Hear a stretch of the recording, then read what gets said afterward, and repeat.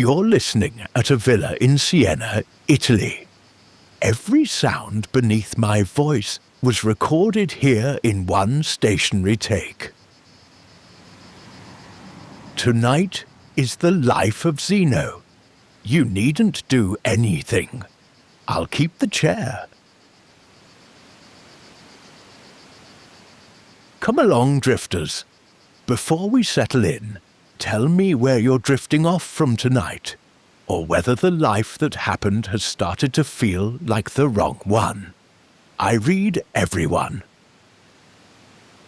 And if you'd like to find your way back here, follow the show. Think of it as leaving a lamp lit in the window for yourself. That's the whole favour. Now, no more asks. The rest of this hour belongs entirely to you. My bedside kit is small. A nose strip, dark glasses, and magnesium with the last glass of water. The whole list is written under this episode right at the top. Not promises, just what I use.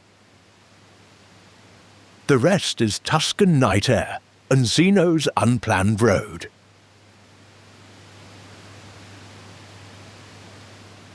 Let the bed take your weight. Hands open, legs done.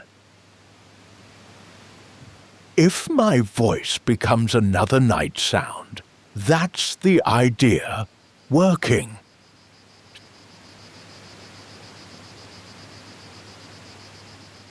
Zeno's old plan disappears before the new one has a name. He needn't call the loss a gift, and neither do you. Everyone in this story has been at rest for 2,000 years. Nothing can go wrong for them anymore. We can go slowly.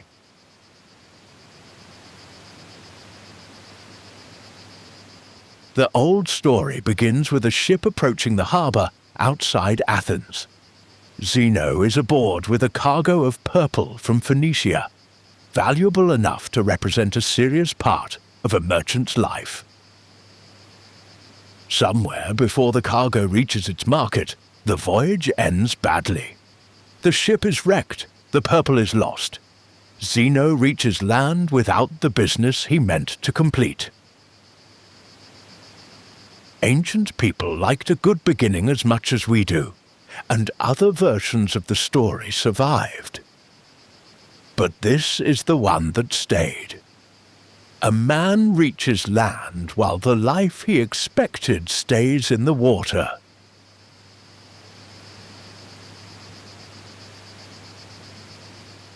There is no need to improve the wreck with weather we cannot see. The loss is enough. A cargo that had crossed much of the eastern Mediterranean is no longer cargo at all. Purple cloth in a warehouse can be counted, guarded, promised, and sold. Purple cloth in the sea belongs to the sea. And Zeno, if we keep to the old telling, stands on the wrong side of the journey with no sail to finish. The practical work of a merchant has become a fact about the past. This is the first hard thing about an unchosen life. It does not arrive as a new calling. It arrives as the absence of the old one.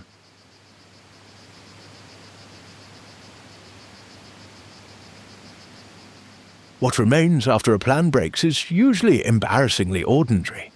A body, a name, whatever money did not go down, the need for food before evening, the need to decide where to put oneself while other people continue their business.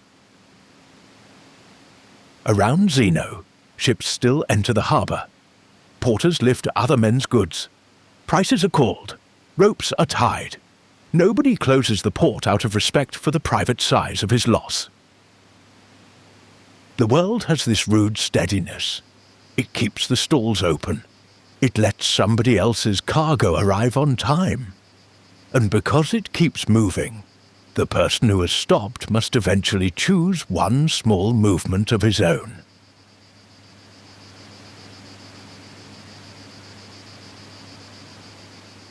A merchant's mind would know how to reckon the damage. So much cloth, so much expected return, so many agreements now requiring explanation. Figures can be written down, and that is useful as far as figures go. But no ledger contains the other loss, the version of oneself that was supposed to walk away from the sale. That man had plans for the proceeds. A road home, perhaps. Another voyage, a reputation made firmer by success. Whatever those plans were, the expected years disappear without leaving an amount at the bottom of the column.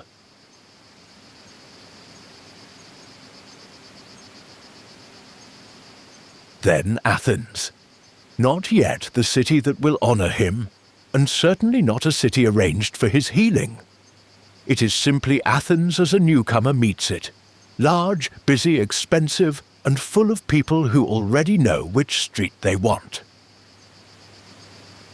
Zeno has not become Zeno the Stoic. Nobody has. The word is still waiting inside the name of a porch. He is a man from Citium whose commercial journey has ended without permission. I think we often make beginnings too handsome after they work out. From the beginning, this one looks like a man walking into a city, because standing forever beside the missing ship is not an occupation.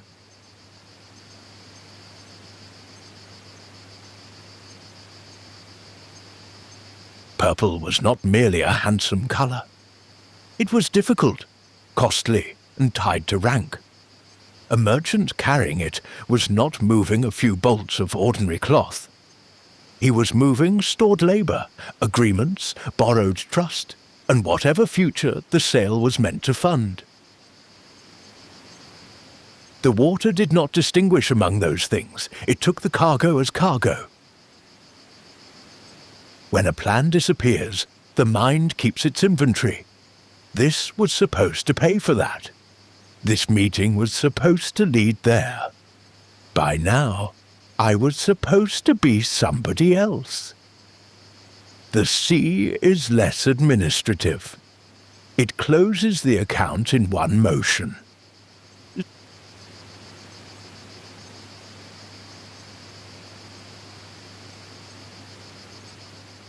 Zeno was about 30, which is old enough to have built a picture of the man one is becoming, and young enough to believe the picture ought to hold.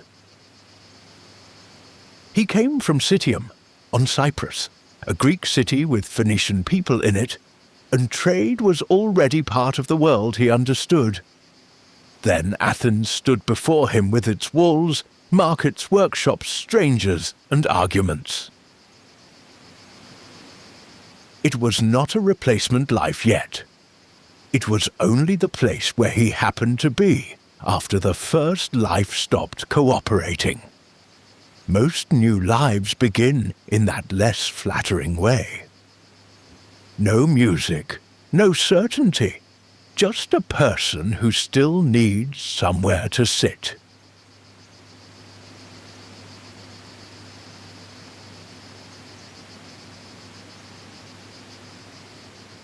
Athens gives him a bookseller's stall. That detail has always pleased me. Not a temple, not a dream, not a philosopher waiting on a hill with his robes arranged by the wind. A stall, books stacked for sale, people passing, the small business of finding a text and paying for it. Zeno picks up the second book of Xenophon's account of Socrates and begins to read. Socrates is asking questions, troubling easy answers, and making a life of examining what other people hurry past. Zeno, who has just watched one kind of value go under the water, finds another kind sitting dry on a bookseller's table.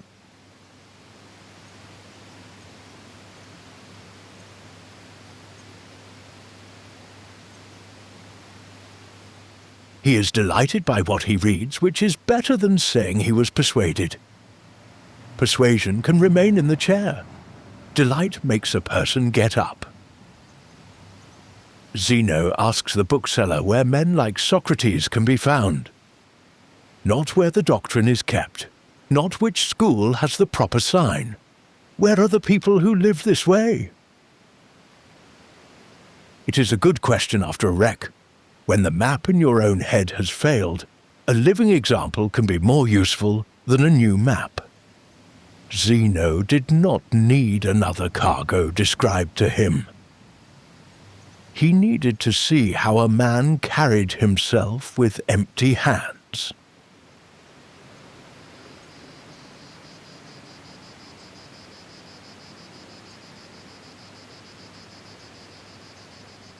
The book in his hands matters because Socrates is not presented as a man protected from ordinary life.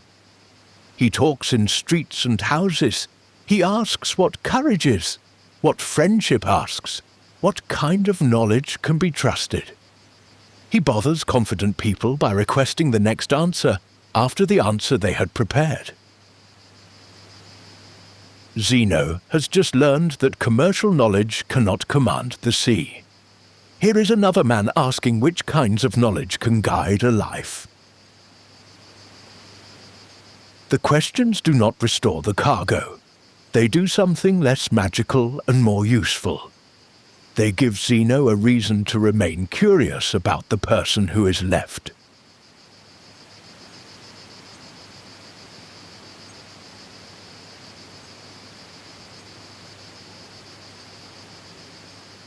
And all of this happens at a bookseller's stall, with money changing hands nearby and dust coming in from the street.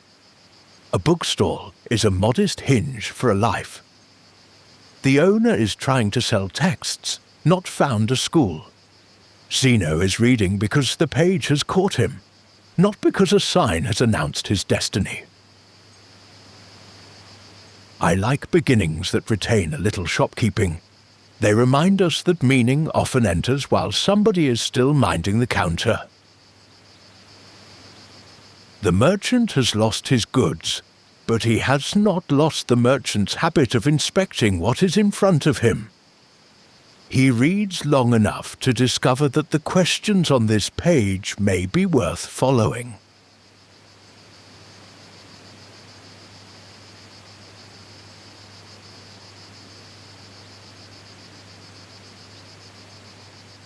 His question is wonderfully practical. Where are men like this? He does not ask whether Socrates was correct in every matter. He does not ask for the shortest summary of Socratic thought, which would have made a poor pamphlet and a worse life. He asks where such people may be found. A person whose plan has failed can spend a long time asking why the old road closed. Sometimes the better question concerns the living road. Who is already walking in a way I respect? Where do they spend their days? What do they do when pride is bruised, money is uncertain, and the future has failed to introduce itself properly?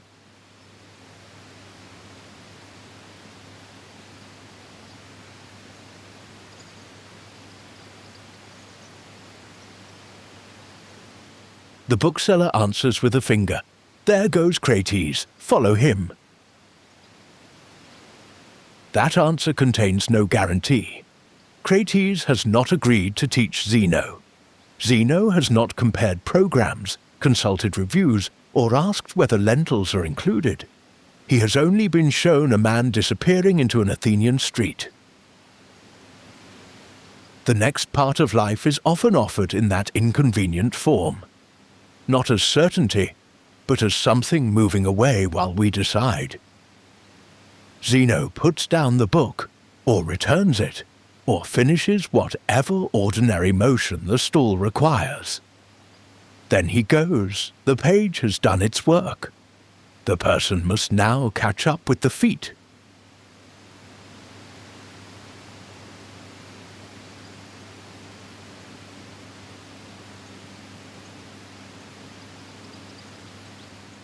Then the useful coincidence arrives. Crates of Thebes happens to be walking past the stall. at exactly the moment Zeno asks where such men may be found. The bookseller points into the street and tells him to follow that man. Philosophical recruitment has rarely been conducted with less paperwork. Crates keeps walking. Zeno looks at the stranger he has just been assigned and follows. He has no reason yet to know that this man will embarrass him in public, alter his sense of dignity, and help turn a displaced merchant into a philosopher. He only knows that the answer to his question is getting farther down the street.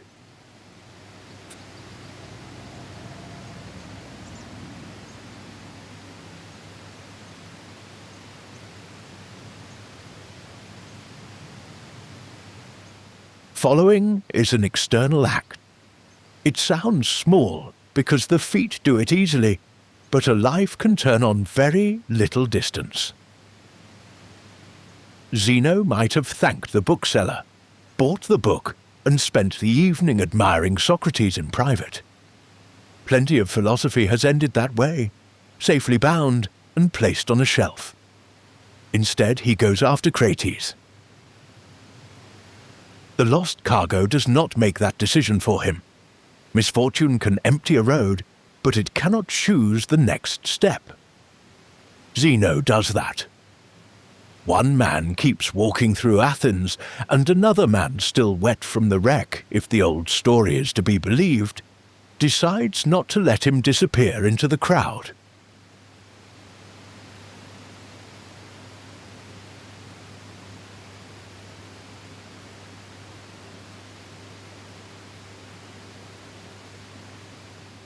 Crates was a Cynic philosopher. The Cynics did not mean by philosophy a pleasant set of thoughts to keep near the bed.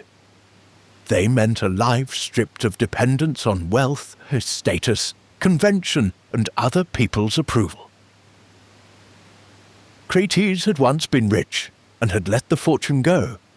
He dressed simply, spoke directly, and treated public respectability as a nervous habit worth breaking. This was not Zeno's natural manner. Zeno was earnest, disciplined, and willing to work, but he retained what the old writers call modesty, and what Crates regarded as false shame. He wanted wisdom. He would have preferred to receive it without looking foolish in the street, which is a preference shared by nearly everyone who has ever wanted wisdom.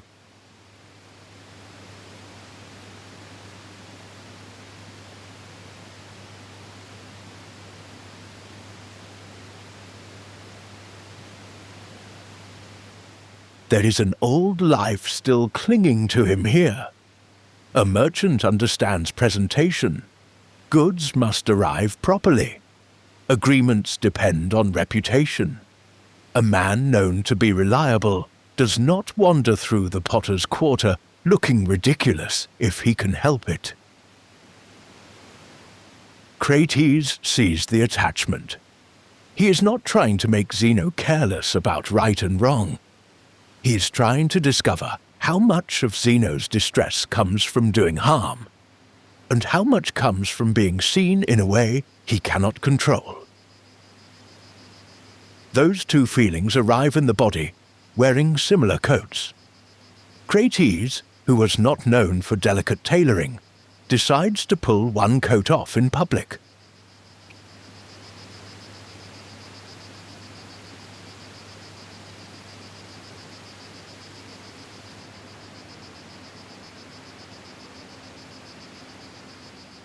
Socrates gave Zeno an errand. He handed him a jar of lentil-porridge and told him to carry it through the Ceramicus, the busy potter's quarter of Athens. There was nothing immoral in carrying supper. There was nothing dangerous in it. But Zeno was ashamed. Perhaps the jar looked too humble. Perhaps he imagined the eyes of people who had never given him a thought. He tried to hide it beneath his cloak. This is one of those moments when a philosopher's entire difficulty can be held in one hand. The lentils were ordinary. The jar was ordinary. The emergency existed mainly in the audience Zeno had supplied for himself.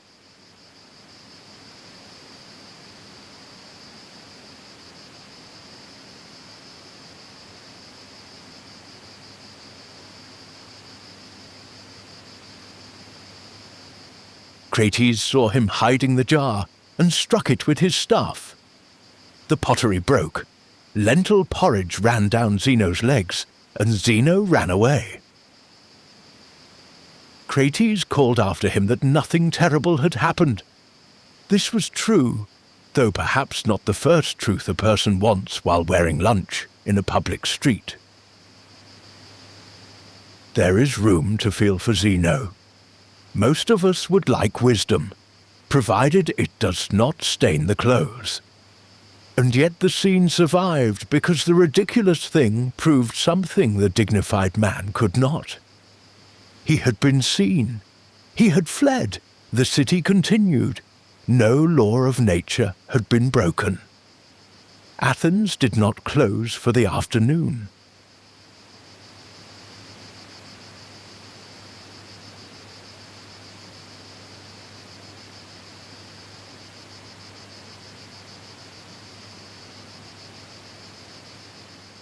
The lesson was not that humiliation is good, or that a teacher earns the right to embarrass a student.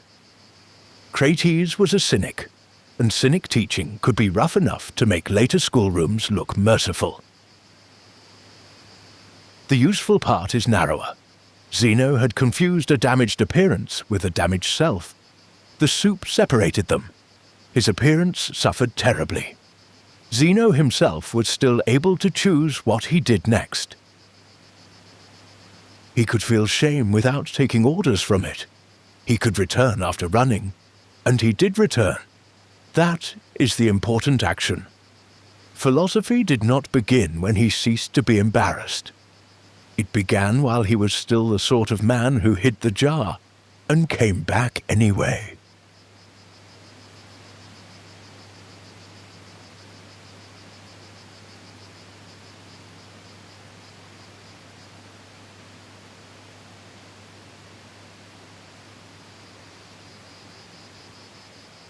Zeno stayed with Socrates for a time. He learned from the cynic refusal to place happiness inside possessions, rank, comfort, or applause. He also discovered that he was not simply going to become another Socrates. A student can follow a teacher honestly without becoming his copy. Zeno wrote a work called The Republic during these years, and people joked that it had been written on the dog's tail because cynicism took its name from the dog, and the cynic mark was plainly on it. The joke contains respect and mischief in the usual Athenian proportions. Zeno was learning. He was also becoming distinct enough for people to notice where one teacher ended and the next thinker began.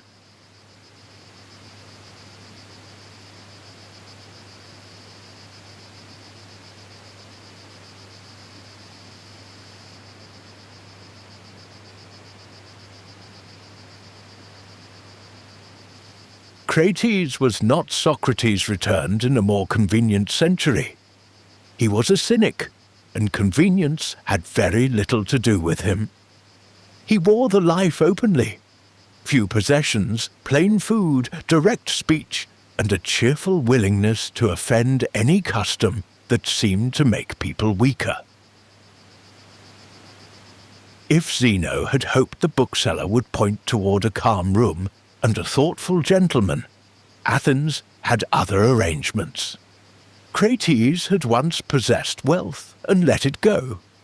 He treated dependence on comfort and status as a kind of unpaid service. People spent their lives guarding things that could not guard them back. Socrates preferred to shorten the list.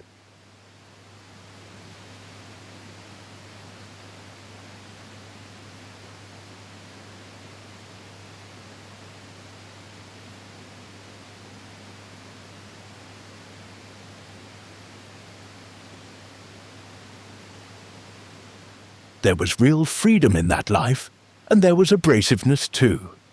The cynics trained in public because public opinion was part of what they meant to escape. They ate, slept, argued, and endured discomfort where other people could see.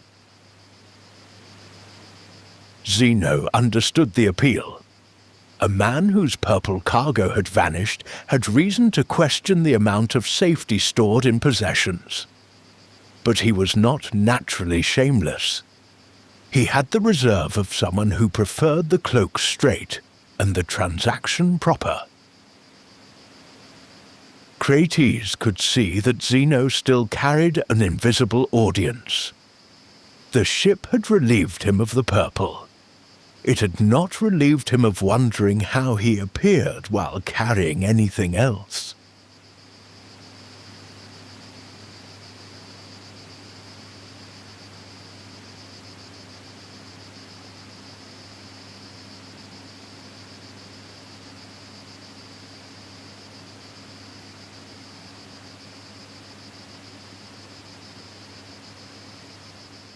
There are two kinds of shame mixed together in most of us. One warns that we have behaved badly. The other warns that somebody may think we look foolish. The first can protect a character. The second mostly protects a costume. They feel similar in the chest, which is why they are easy to confuse.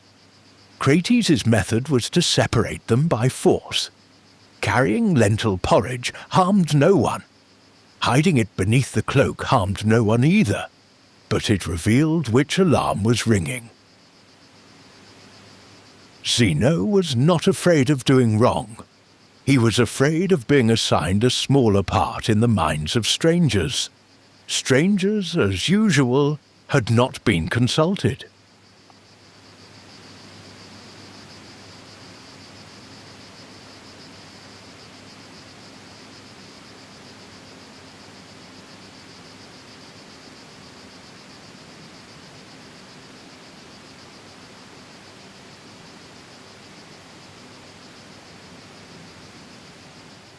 After the jar broke and Zeno ran, there still had to be a next meeting. A student who has fled his lesson must decide whether the flight is the end of the education. Zeno came back. Perhaps not that minute. Perhaps not with perfect good humour. But he stayed in philosophy, and he carried Socrates' influence into his early work. Returning did not turn the broken jar into kindness.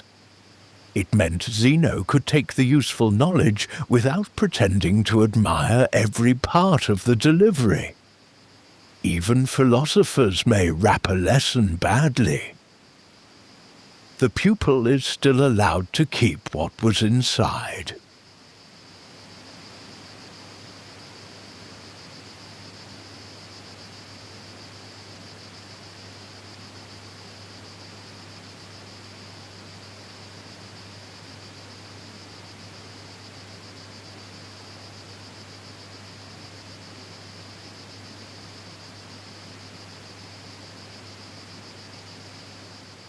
His early writing carried the mark of Socrates. Zeno imagined a republic stripped of many ordinary distinctions and conventions, and other people noticed the cynic dog trotting through the pages. They joked that the work had been written on the dog's tail. Athens could be generous with ideas and economical with respect. Still, the joke tells us that Zeno was no longer only receiving. He was trying the thought in his own hands. A new life begins to belong to us when we stop merely visiting it. We make an argument, get part of it wrong, hear the laughter, and return to the page. Borrowed philosophy becomes work with one's own fingerprints on it.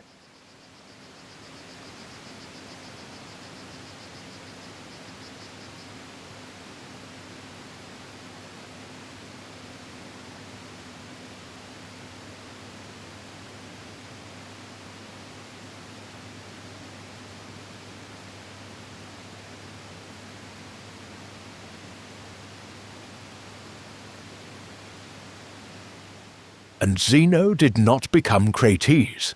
That matters. Starting over is sometimes described as though the old self must be dismissed, and a ready-made replacement accepted from the first persuasive person one meets. But Zeno kept his reserve, his seriousness, and his concern for social life. He learned from cynic freedom without building a school of cynic shamelessness. The next life was not a disguise supplied by a teacher. It grew through agreement and resistance together. Crates loosened the grip of reputation. Other teachers would alter other parts. Zeno remained the person doing the choosing, which is why the life he built could become his, rather than a long impersonation of the man he followed down the street.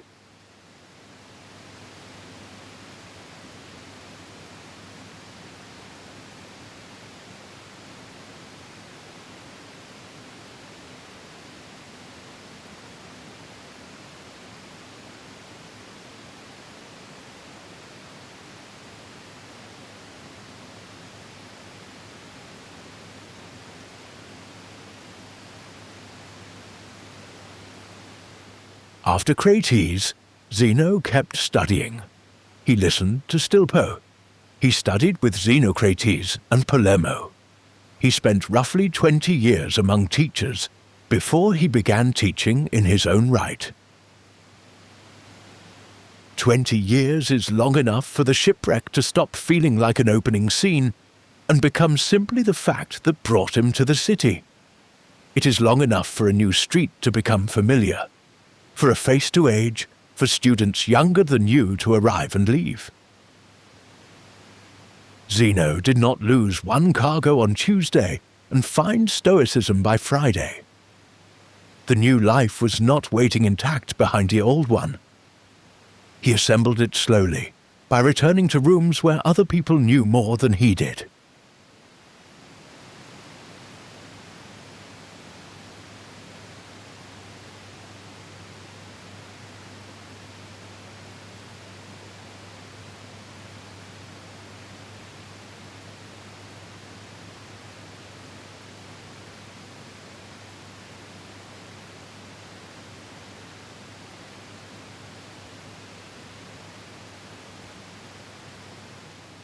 There is dignity in those 20 years, though not the kind Zeno tried to protect with the porridge jar.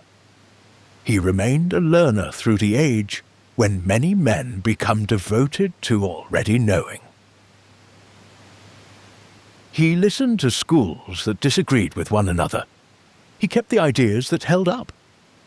He argued, he wrote, he revised the shape of a good life until it could survive contact with trade, embarrassment, appetite, politics, friendship, and loss. We need not imagine a perfect schedule for him. Years of study are made from ordinary returns. Another walk, another discussion, another page, another error brought back into the room. A new life becomes one's own in much the same way a path becomes visible. Not by announcement, by feet.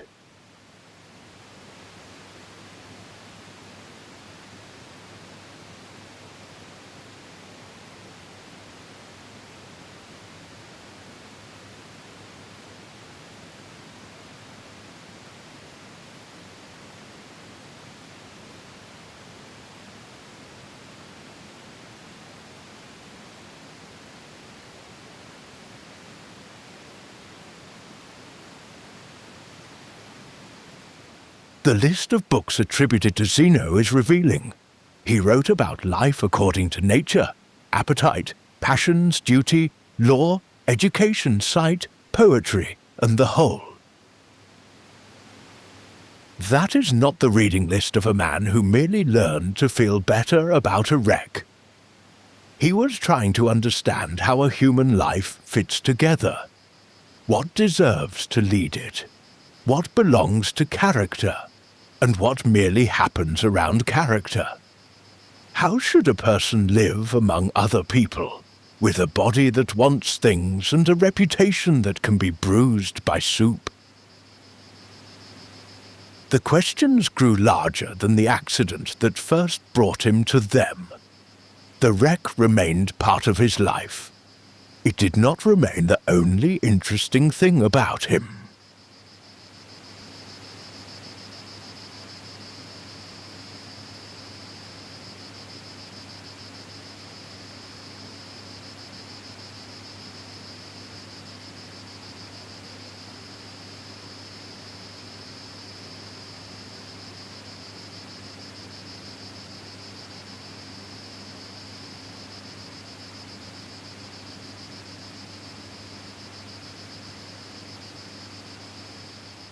For Zeno, living well meant living in agreement with nature, which included human nature as reasonable and social.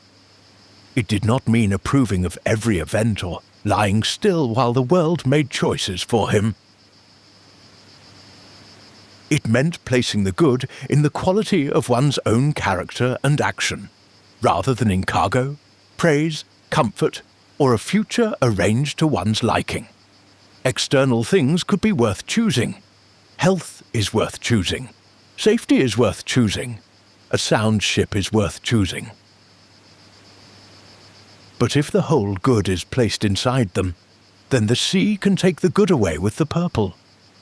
Zeno was building a life whose center could travel, even when the cargo could not.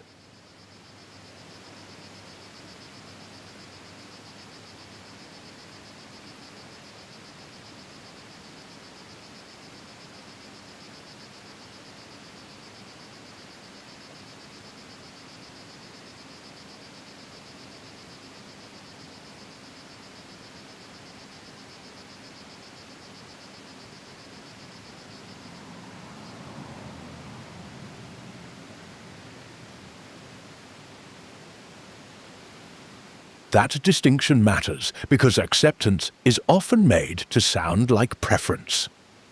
Something happens, and we are told to be grateful for it quickly, before grief has even taken off its coat. Zeno's life asks for something more durable. The wreck did not need to be good. The lost work did not need to be secretly convenient. The merchant did not have to despise the merchant he had been. But once the loss was real, reality became the ground on which every remaining choice had to stand. A person may dislike the ground and still put a foot on it. That is not surrender. It is the beginning of traction.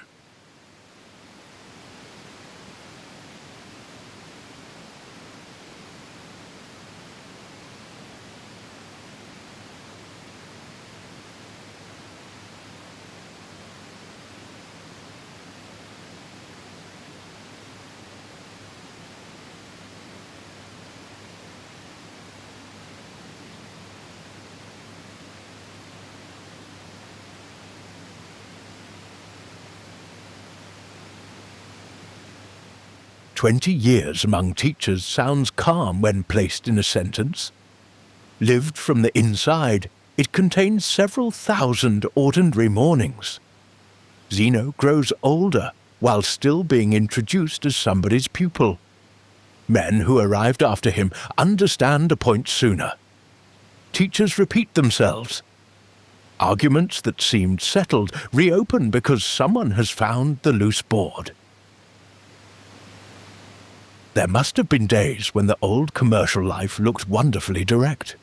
Goods have weights. A sale either closes or it does not. Philosophy can spend an afternoon deciding what the word good is allowed to mean. But Zeno stayed. The man who lost one voyage accepted a much longer journey with no harbour date printed on it.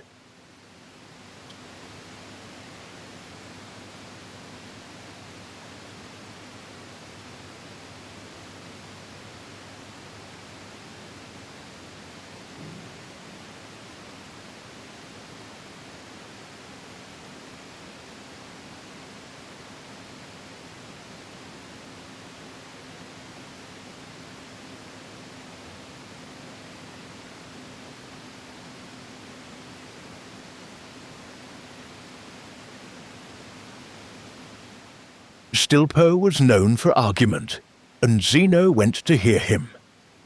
The story preserves the movement more clearly than the timetable, from one teacher to another, gathering methods without pretending they all said the same thing. A founder is easy to picture as a man who invents alone. In life, founders spend a great deal of time listening in other people's rooms.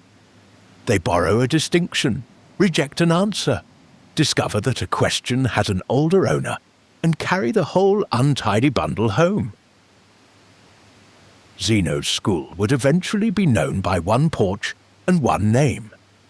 Before that, it was a long conversation with teachers whose names most sleepers are under no obligation to remember.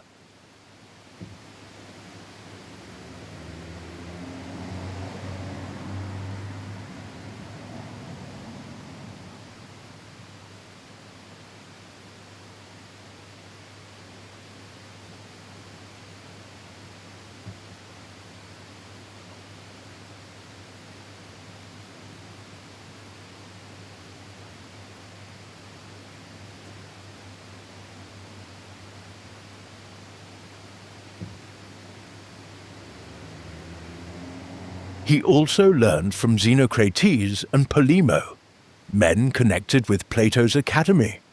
That widened the work. Crates had pressed on possessions, status, and shame.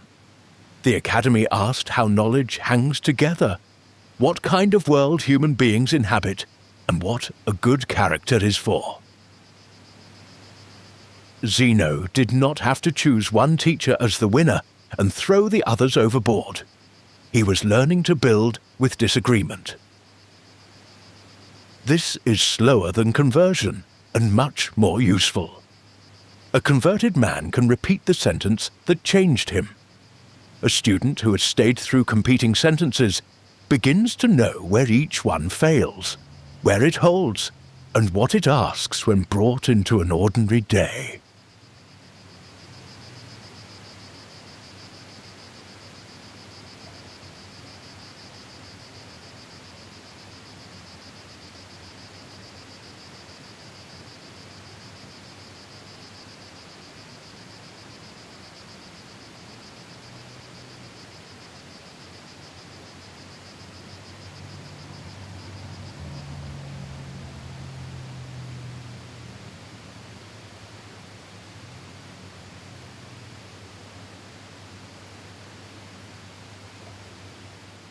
The titles of Zeno's books show how wide the work became.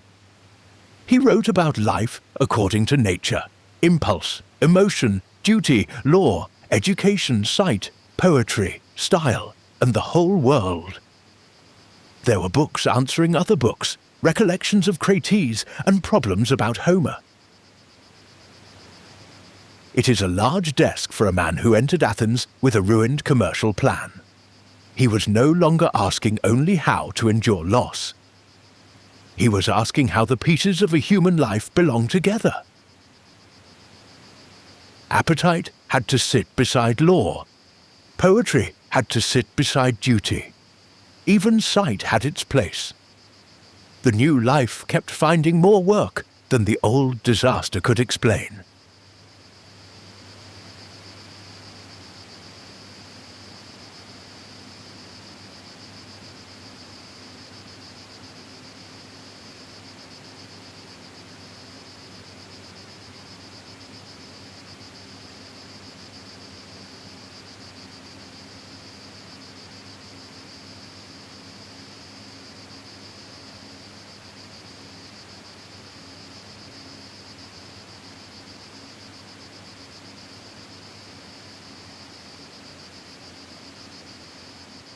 The books themselves are gone, titles and fragments remain, which is how ancient fame often behaves.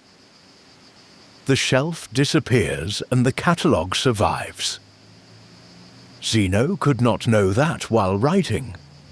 A day's argument still had to be shaped into lines, revised, and carried to whatever ending satisfied him.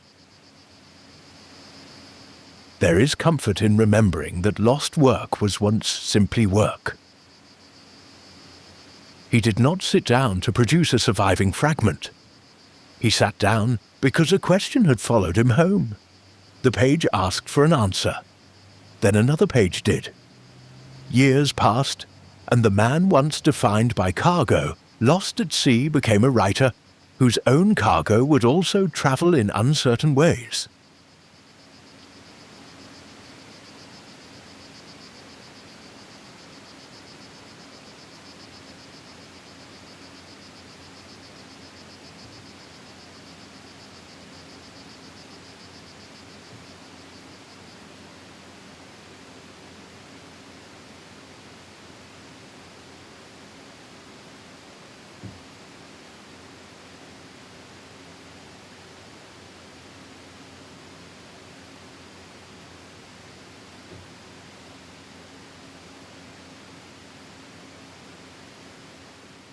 Zeno remained a man from Citium, in a city famous for knowing that it was Athens.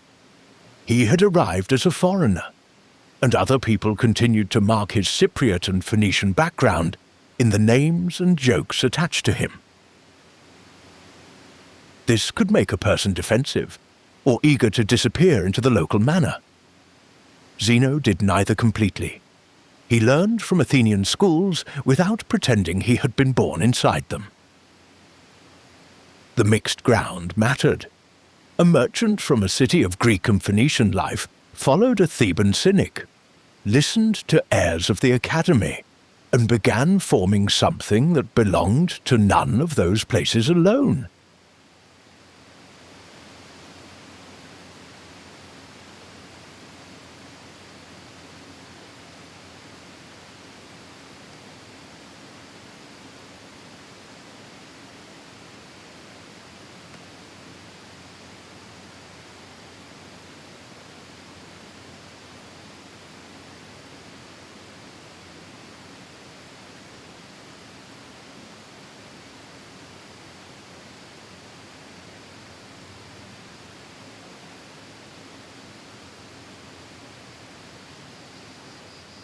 "20 years also means being corrected after the novelty has gone.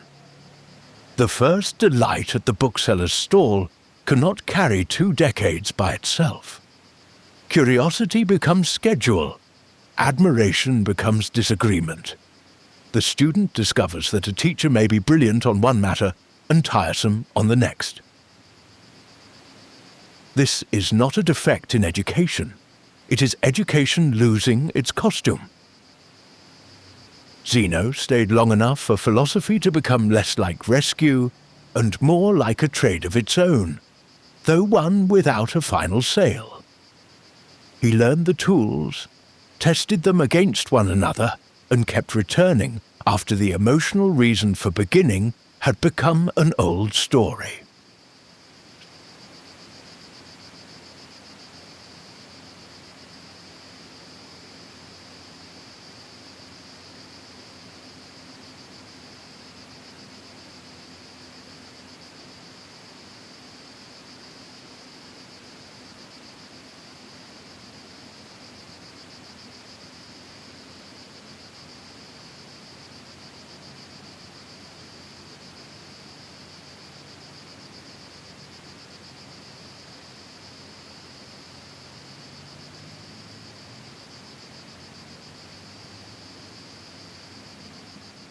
Slowly, the pieces begin to recognize one another. The wreck, the public embarrassment, the books, the competing teachers, the habits carried from trade, and the experience of being a foreigner in Athens all enter the work.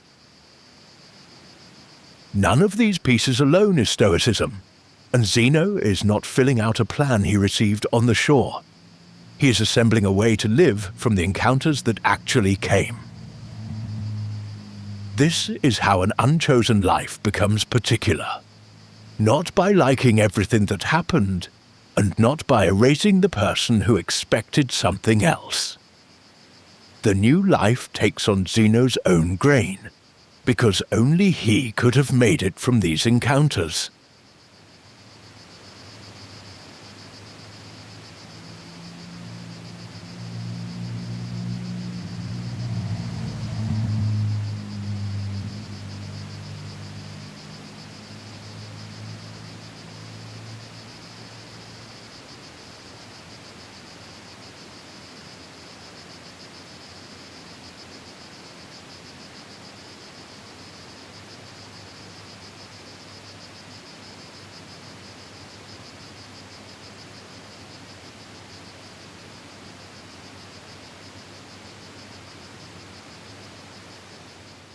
The mind prefers another arrangement. It keeps the abandoned life nearby and improves it after the fact. The ship arrives safely. The cargo sells at the best price. The business grows. Nobody betrays anybody. The body stays healthy. The weather behaves. Imagined years are wonderfully cooperative because no one has to live through them. They contain the promotion without the work, the marriage without the difficult Tuesday, the city without the rent, and the child without the fever at 3 in the morning. Then the mind compares that polished model with the real life, which arrives carrying dishes, delay, expense, doubt, gravel in the shoes, and somebody else's mood. The verdict was decided before the comparison began.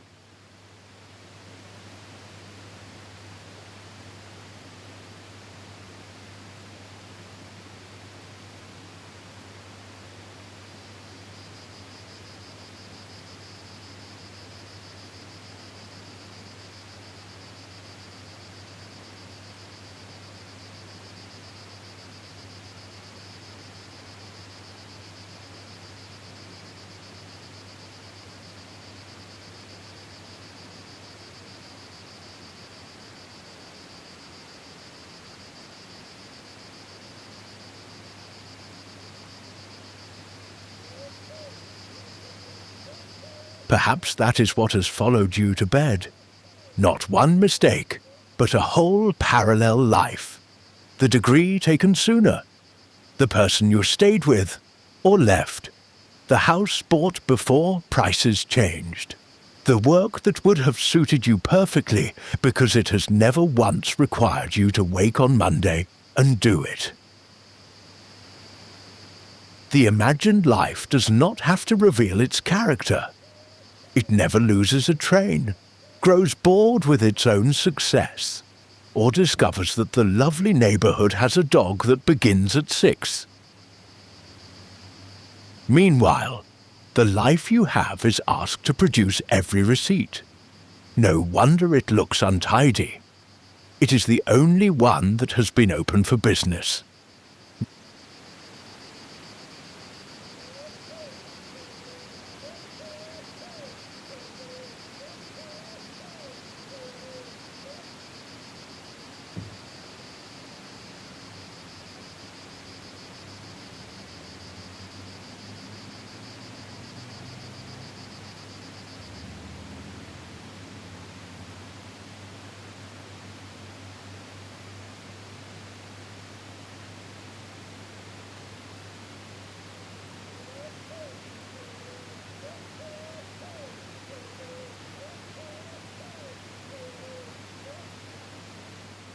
Not long ago, I stayed up later than I meant to in an Italian room. Morning came with the usual lack of sympathy. I slept past the useful hour, missed a train, and with it lost the little plan attached to the train. Another city, an old tower, a day I had already arranged in my head. The strange part was how complete the missing day became once it was unavailable. I could see the streets, the lunch, the photograph, and the train home at exactly the right time. Nothing went wrong in that day. It had the advantage of never beginning. This actual day had a late body, a useless ticket, and a window with morning already well underway.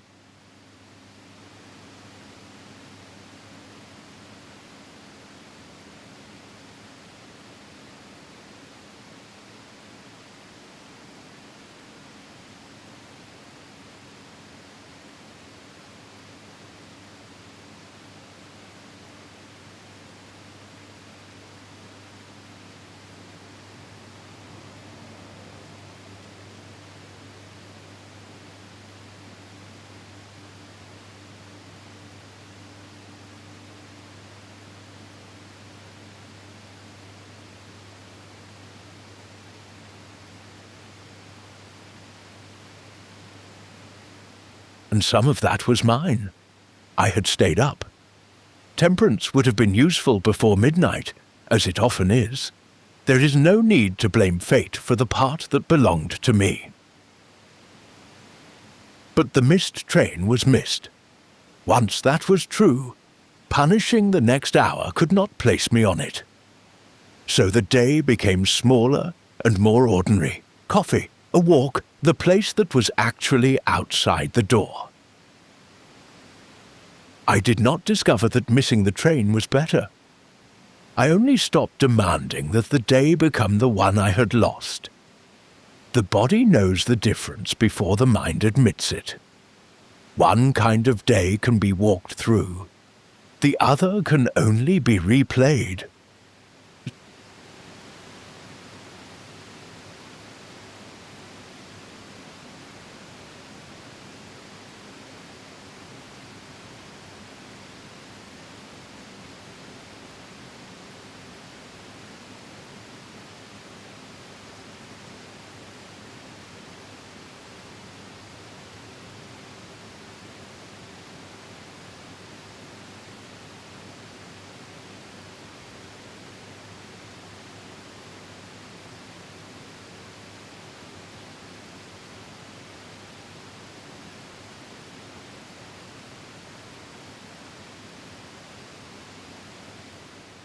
Zeno's loss was larger, and I do not put a missed train beside a wreck, as though inconvenience and ruin weigh the same. They do not. What they share is the smaller decision that comes after the facts have settled. Will the available day be lived, or will it be used as a courtroom in which the unavailable day keeps winning? Zeno lived the available years. He followed Socrates. He returned after embarrassment. He studied long enough to become old in the work. None of those actions proved the wreck good. They proved that the wreck had not been given authority over every year that followed it.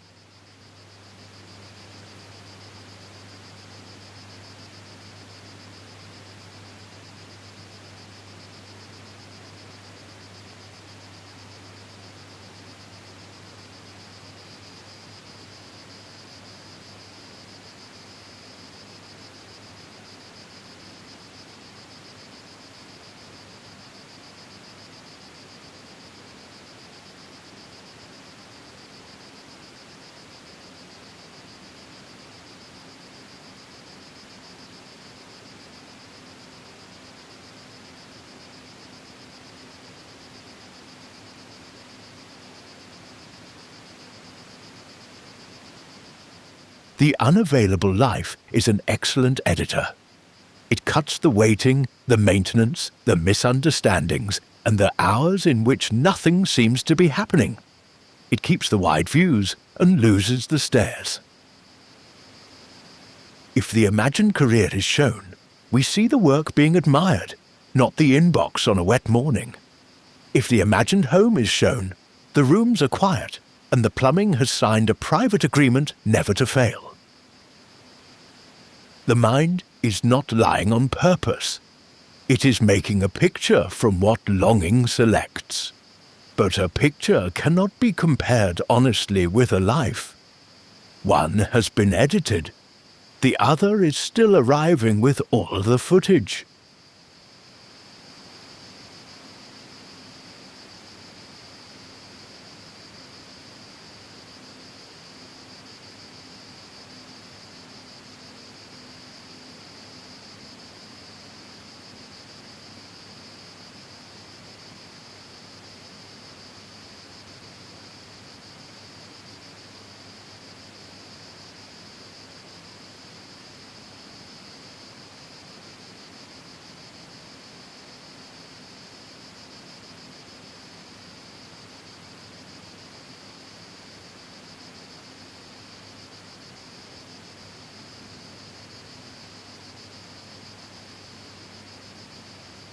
An imagined career is especially well behaved.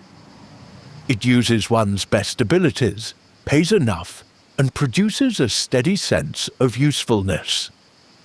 It has colleagues. but none who schedule a meeting to prepare for another meeting. It has responsibility, but not the kind that wakes at 4 in the morning and remembers a number. Perhaps the other work truly would have suited you. That is possible. The unfairness begins only when its hidden costs are set to 0. Zeno's merchant life might have prospered. It would also have contained bad voyages, difficult partners, illness, taxes, tired days, and cargo that arrived safely but sold badly. The unwrecked ship was not a guarantee. It was a ship.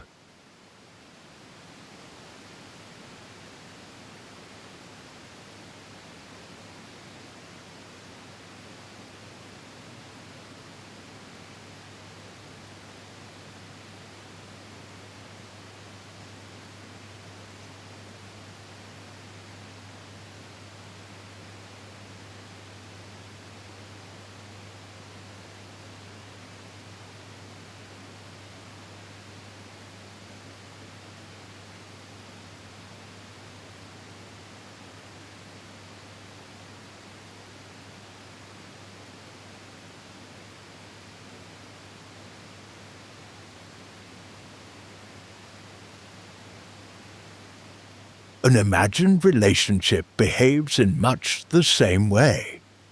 It contains the belonging one misses, and very little of the other person's weather. In memory, the door opens at the right hour. The difficult conversation is finely understood, because the imagined person has had years to improve without being present. Sometimes a relationship ended that should have continued. Sometimes it continued longer than it should. Stoicism is not a machine for issuing the same verdict to both. It only asks that the unlived version be returned to human scale. There would have been tenderness and trouble together. Another real life, not a clean room kept forever for longing.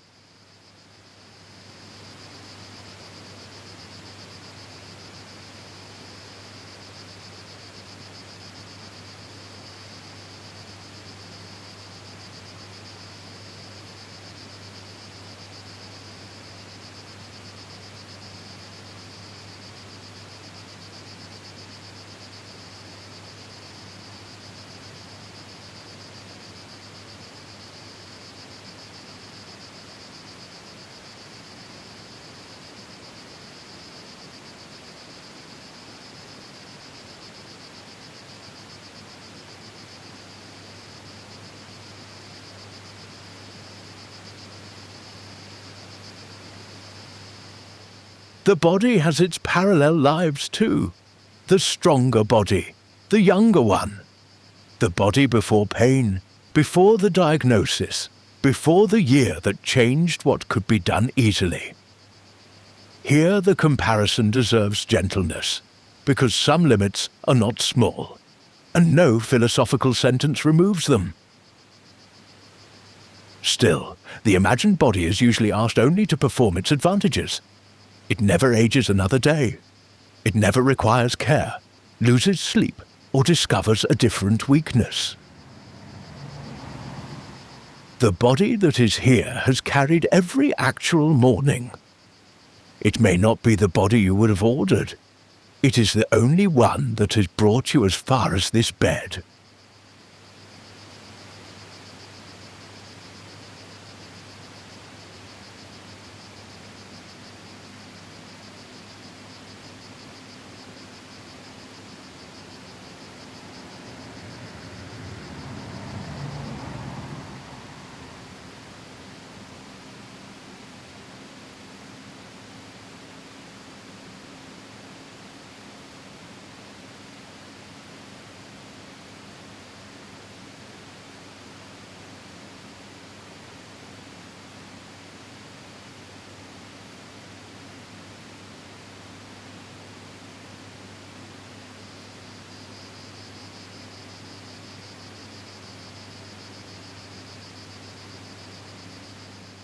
Grief and comparison are not the same work.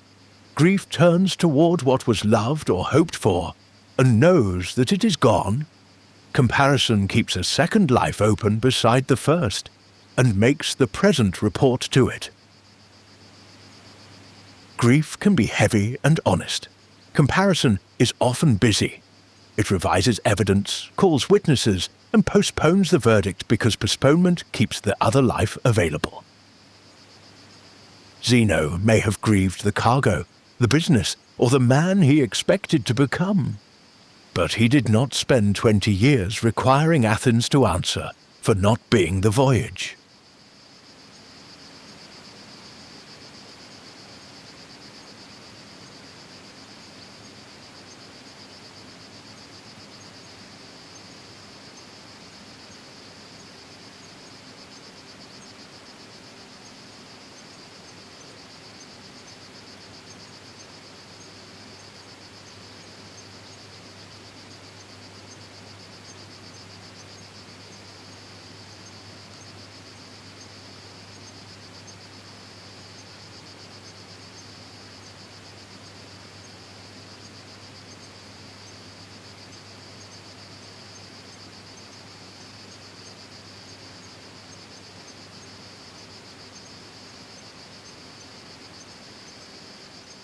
There is also responsibility, which can be confused with permanent prosecution. A person makes a poor choice, and the lesson may be plain. Prepare earlier, speak more honestly, spend less, leave sooner, or go to bed when morning matters. A sensible mind writes the lesson down once. An insensible mind schedules the trial every half hour and calls the same tired witness. By evening, no new evidence has appeared, and the lesson is buried beneath the punishment. Zeno's wreck may not have been his fault at all. The distinction still holds. We take ownership of the choice that was ours. We do not take ownership of time by attacking ourselves after it has passed.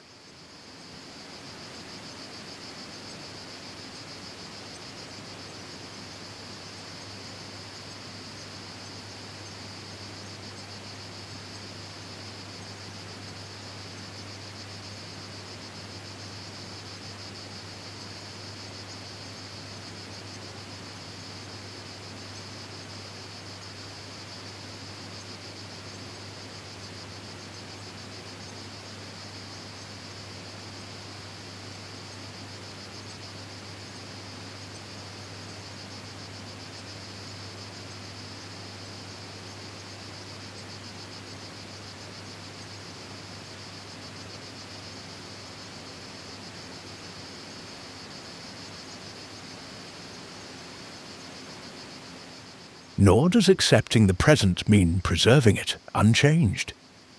Zeno did not say, "Here I am in Athens. Therefore every Athenian arrangement must be my fate." He sought teachers. He left Crates without rejecting what Crates had taught. He wrote, he revised, eventually he chose a public place and began speaking in his own name.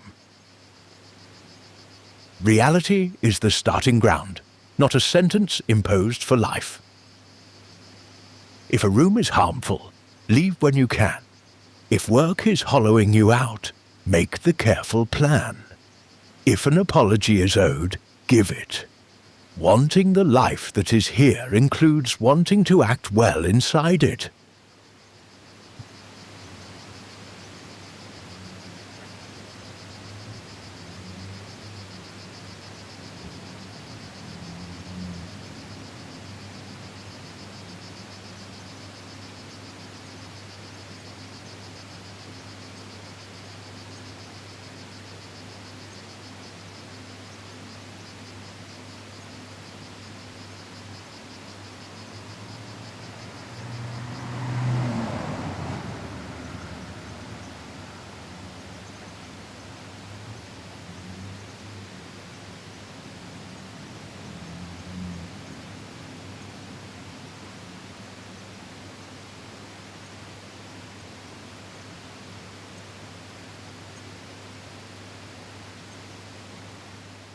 By the time Zeno is ready to teach, the question has changed.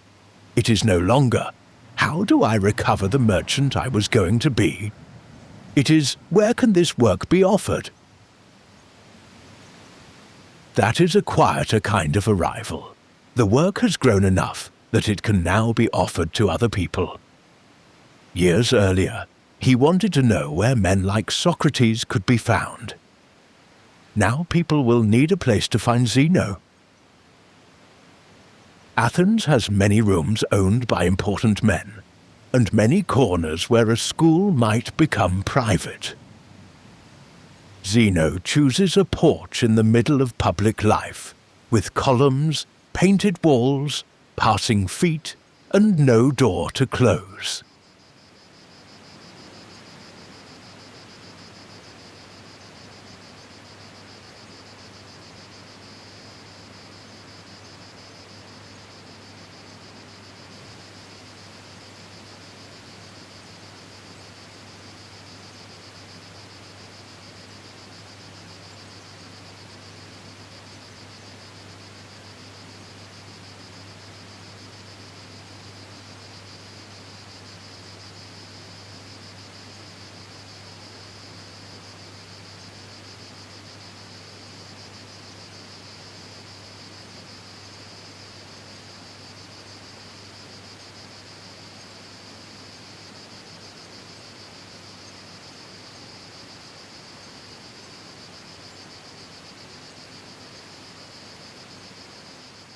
Eventually, Zeno chose a place of his own.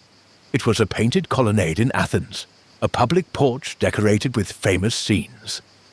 The place carried an older, darker memory from a period of political killing, and Zeno wanted to make it tranquil.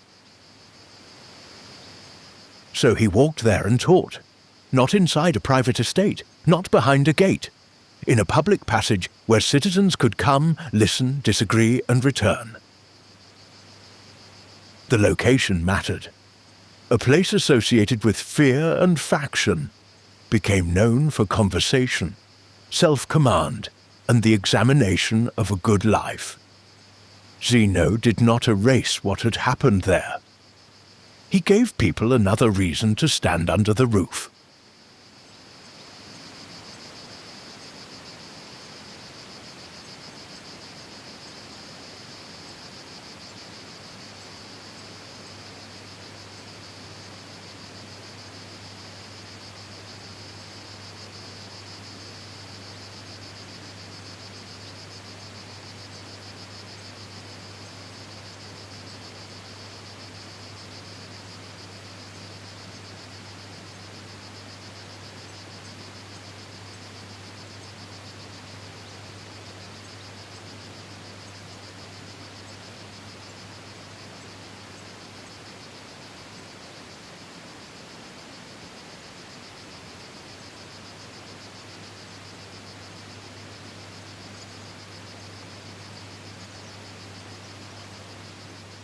The porch was called the Painted Stoa. A stoa is simply a colonnade, an ordinary architectural word before it became the name of a philosophy. Zeno's listeners gathered there often enough that people first called them Zenonians, after the teacher, and then Stoics, after the place. The school carried the address into its name. There is something fitting in that. The philosophy founded after a journey failed was not named for a perfect destination.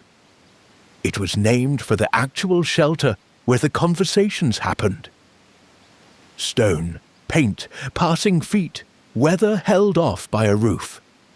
A life made in the place that was there.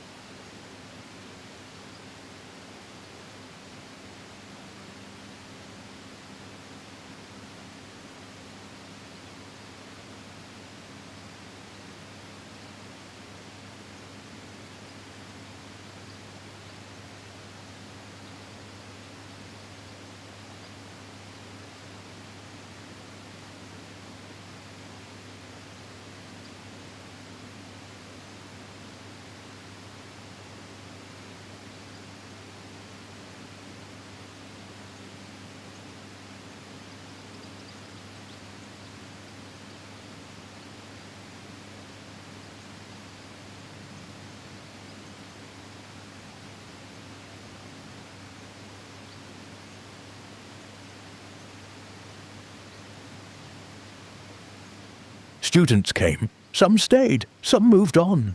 Questions gathered into a school, and the school began to outlast the hour in which each question was asked. Zeno was not the loudest kind of teacher. He was lean, reserved, and apparently happier with a few people than a crowd. He had spent years learning from men unlike himself, and now men unlike him learned there too. Now, the life built after the wreck reaches beyond Zeno. A lost merchant cargo did not merely produce a private consolation. It led, through years of decisions, to a public place of teaching. People came to the porch carrying their own appetites, losses, ambitions, tempers, and reputations. They left with work to do.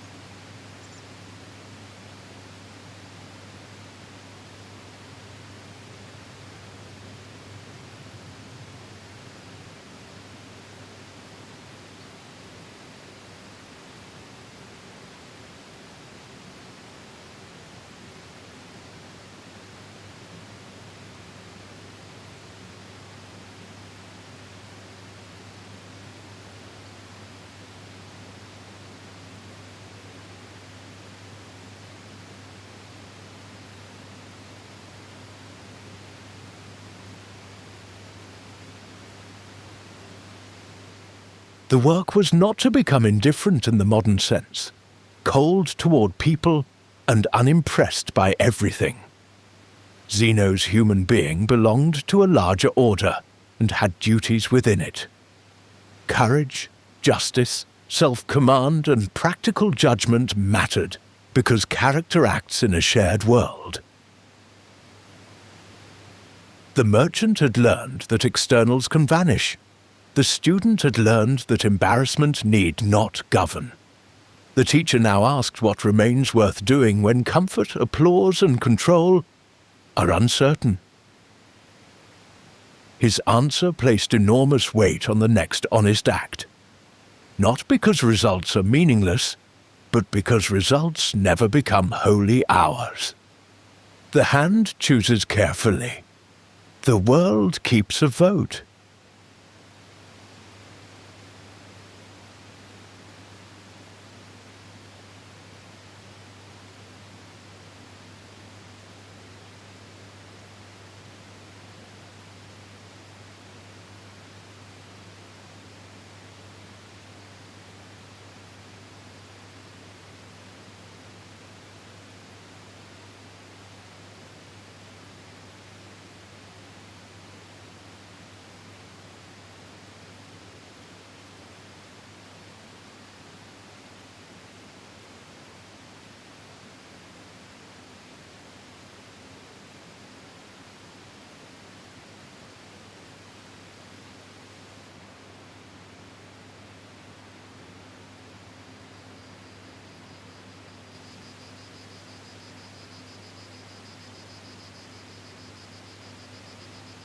What did he teach there?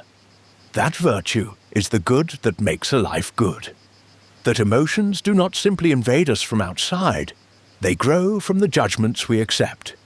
And that reason helps a person decide which impressions deserve agreement. Later Stoics would argue, refine, divide, and give these ideas the language most of us now recognize. Zeno began the school and gave it its first shape. He did not teach that nothing outside character matters in any everyday sense.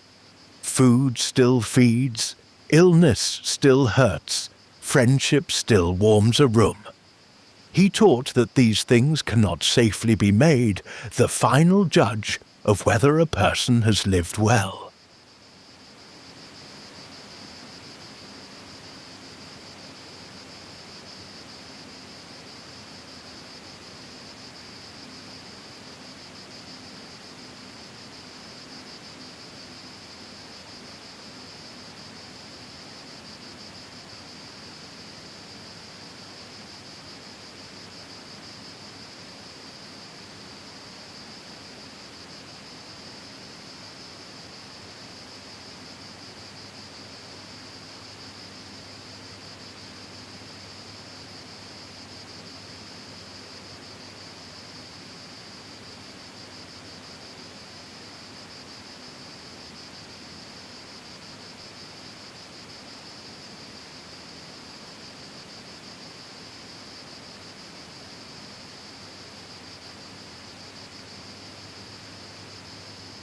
That teaching does not make the future irrelevant. Zeno wrote about duty and law because tomorrow asks for preparation. A captain should prefer the sound ship. A merchant should make the careful agreement. A tired traveller should go to bed before the morning train. The discipline begins when preference hardens into a demand that reality must obey before life can be lived. Then the future becomes a private government, issuing decrees to weather bodies, markets, strangers, and time.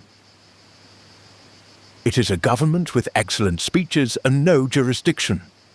Zeno moved the seat of authority closer, to judgment, choice, character, and the act available now. The territory was smaller. It was also real.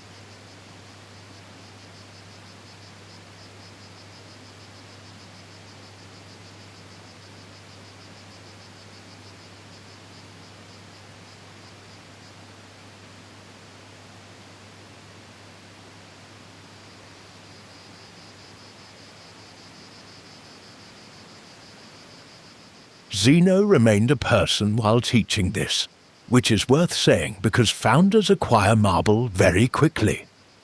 He liked figs, fresh and dried. He had weak legs and often declined dinner invitations. He could be sharp about vanity. He could also spend years learning from people before asking anyone to learn from him. I like the figs. A system may cover logic, nature, law, duty, passion, and the whole universe, but somebody still reaches for the dried fruit.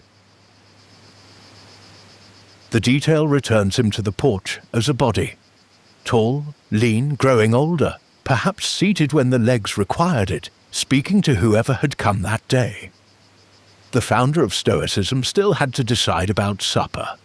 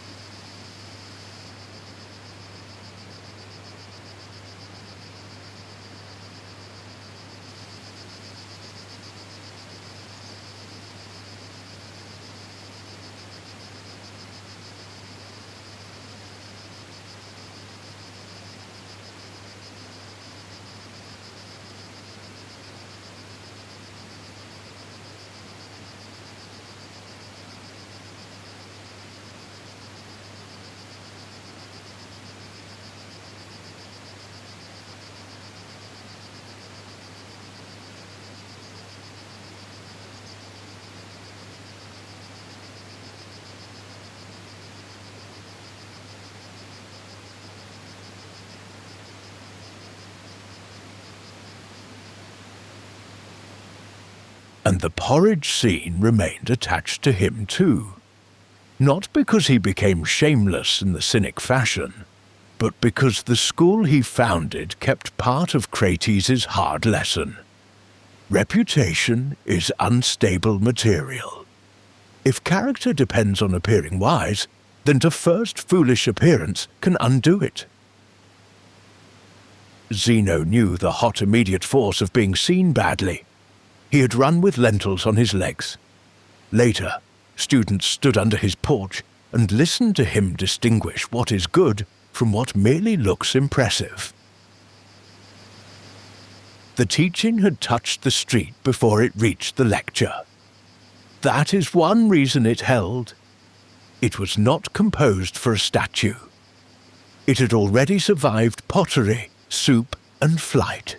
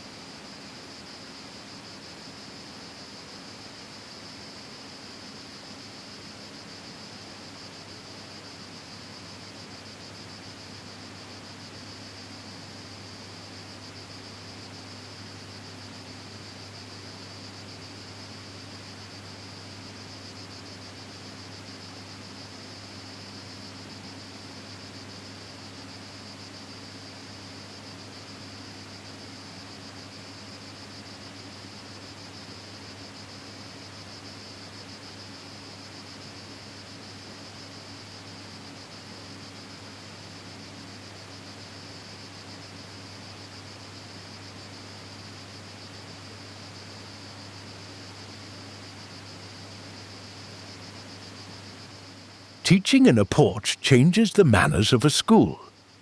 A person may stop on the way to somewhere else. Another may listen from the edge, decide the speaker is wrong, and continue toward the market. Wind enters, street noise enters. Somebody always has business nearby. Zeno's ideas had to live without the protection of a solemn room. That seems right for a philosophy concerned with ordinary judgment. A teaching about reputation is tested by the passerby who laughs. A teaching about self-command is tested by interruption.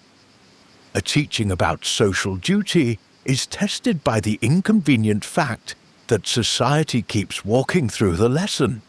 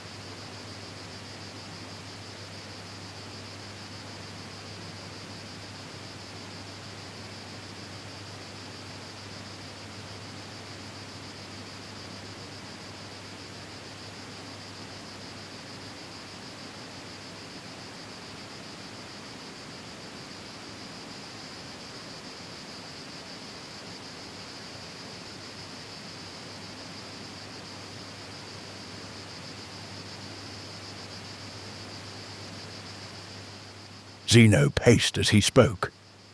The image has none of the stillness later statues give him. He moves along the colonnade, turns, answers, continues, while listeners gather in the same public passage. A thought spoken while walking has to keep its balance. It cannot rely entirely on notes spread across a table. Perhaps that suited a man whose first philosophical act had been following someone through the street. The school begins with feet again. Crates ahead, Zeno behind. Then Zeno beneath the painted roof. Other people coming to hear him. A life that lost its route becomes a route others can walk for a while.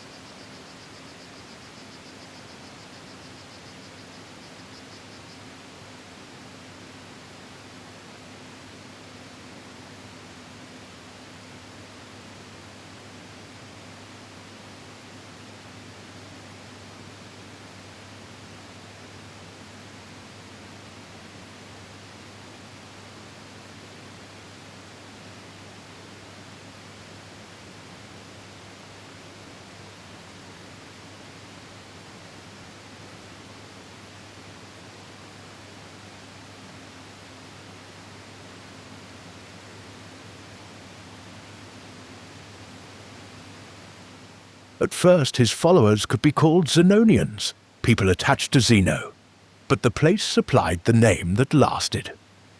They were the people of the Stoa, Stoics. There is something modest in that accident. The school was not named for wisdom, endurance, reason, or the founder's best sentence. It was named for the covered walkway where the talking happened. A roof, some columns, old paintings, and enough public space for a few people to gather. We sometimes expect a new life to announce itself with a grand title. Zeno's became known by the place where he kept showing up.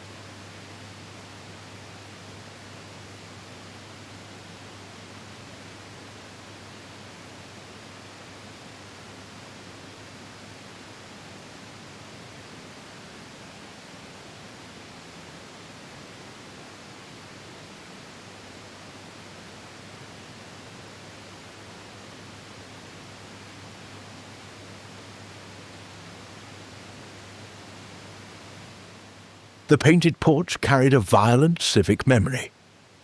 Years earlier, during the rule of the 30, Athenians had been killed there. Zeno could not change that past, and the paintings could not cover it. He could only alter what people came there to do now. So a place remembered for fear and political power became a place where people discussed character, judgment, duty, and the limits of power over the self. This is not redemption arranged neatly. The same stone can hold more than one history. A city may bring its old memory under the same roof as a new practice. The past remains true, and it no longer gets the building to itself.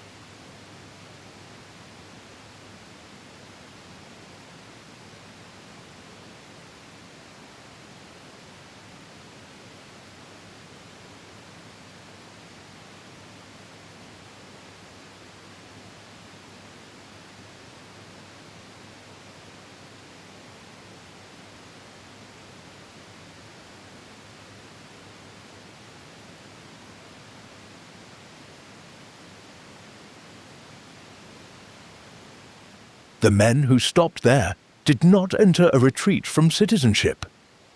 Zeno's questions pointed back toward the city. What do human beings owe one another? What kind of freedom remains compatible with justice? How can a person take part in public life without making praise, office, or victory the measure of his worth? These are awkward questions in a marketplace, which may be why the marketplace is where they belong. The merchant and Zeno had known exchange. The student had known dependence. The teacher now considered a community wider than private advantage. Losing one expected place in the world had not made him indifferent to the world.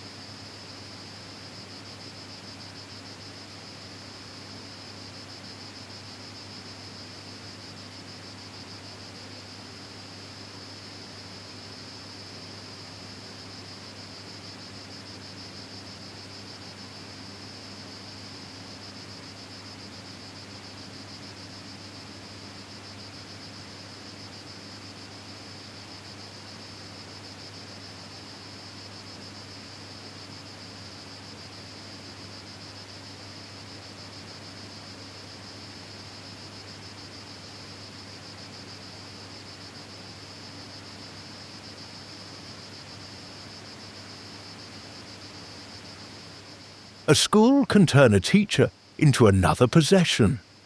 Students want the correct phrases, the visible manner, the comfort of belonging to the right porch. Zeno's own route argued against that kind of collecting. He had followed Socrates and then moved beyond him. He had listened across schools and kept his judgment awake. So, the work could not end by manufacturing smaller Zenos beneath the columns. A philosophy of character must eventually return each person to his own choices. The teacher can point, as the bookseller pointed. He cannot walk the student's road, and it would be suspicious if he offered to do so for a reasonable monthly fee.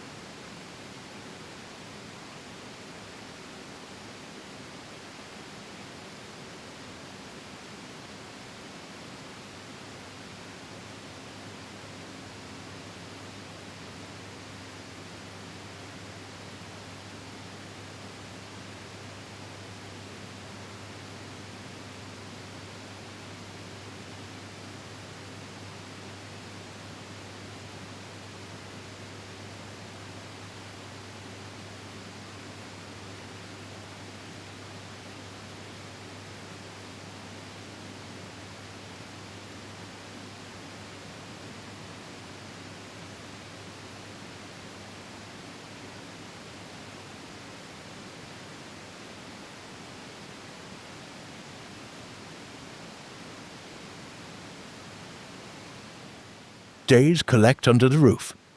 Zeno grows familiar to the people who cross the agora. Some stop often, some come once, some hear a difficult claim, and spend the walk home arguing with a man who is no longer beside them. That is how public teaching enters a city, not all at once, and not only through agreement. A phrase follows somebody into supper. A distinction returns during an insult. A student notices the first hot judgment before it hardens. No bell marks the founding of Stoicism. The school exists because the porch is used again tomorrow, and because enough people find that the questions still apply after they leave it.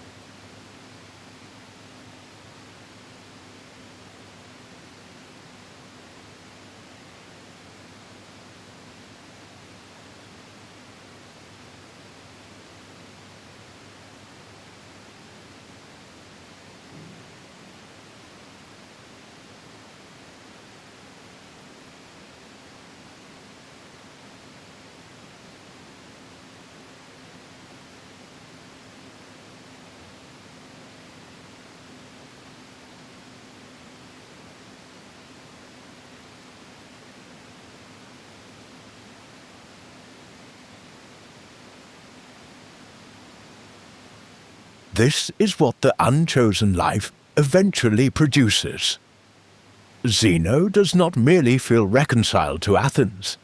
He builds a practice there that other people can enter. The cargo's value had depended on reaching a buyer. The teaching's value travels differently, by conversation, memory, argument, and example. It will pass to Cleanthes, then Chrysippus, then outward through centuries Zeno could not picture. But under the porch it is still small enough to see. One man walks and speaks, a few listen. The new life is no longer defined by what replaced the old one.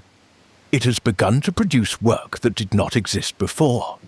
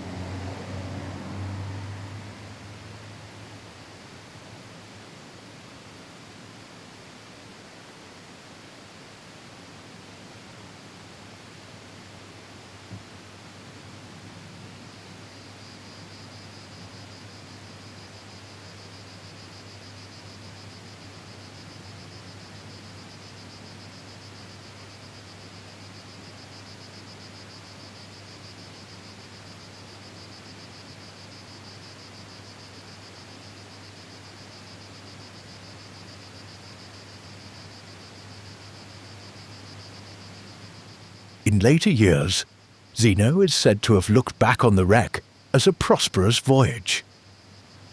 A line like that can sound cruel when handed too early to somebody still watching the cargo go down. He could say it from the far side of decades, after the teachers, the books, the porch, and the students had become facts. He was not guessing that loss would improve him. He was naming what he had made after it. You do not owe the same sentence to your own past. Some losses remain losses. The useful question is quieter. Has the life after them been allowed to become a life? Or must it remain forever the waiting room for what did not happen?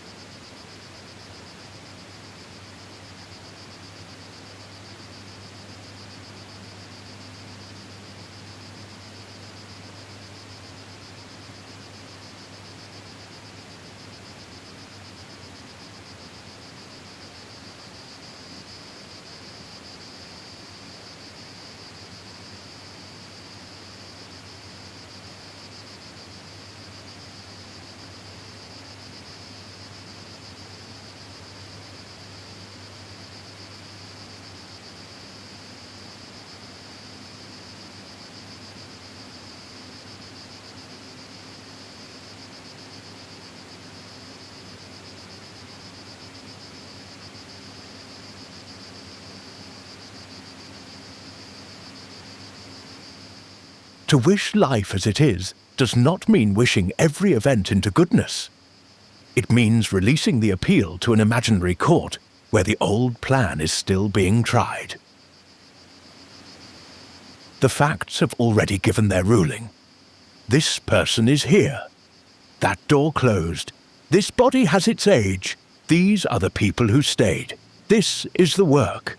This is the morning train missed, the afternoon available, the porch standing where it stands. Once the facts are allowed to be facts, preference can become practical again. You can repair what is yours, leave what is harmful, apologize, begin, refuse, study, or rest. Action becomes possible again when the argument with reality grows quiet.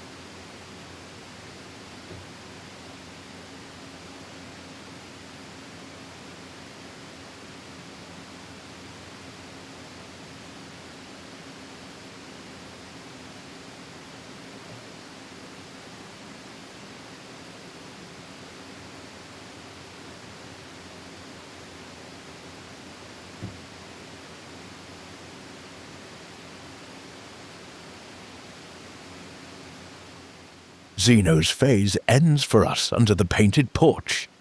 He is no longer the merchant who might become a philosopher. He is teaching, and other people are being changed by the years he chose after the wreck. The city has not become gentle. Ships still fail, businesses fail, bodies fail. Athens remains full of reputation, faction, money, weather, appetite, and men who enjoy correcting one another in public. But there is now a place in the city where the good life is being discussed as something built from character, rather than guaranteed conditions. The replacement life has stopped being a replacement. It is simply Zeno's life.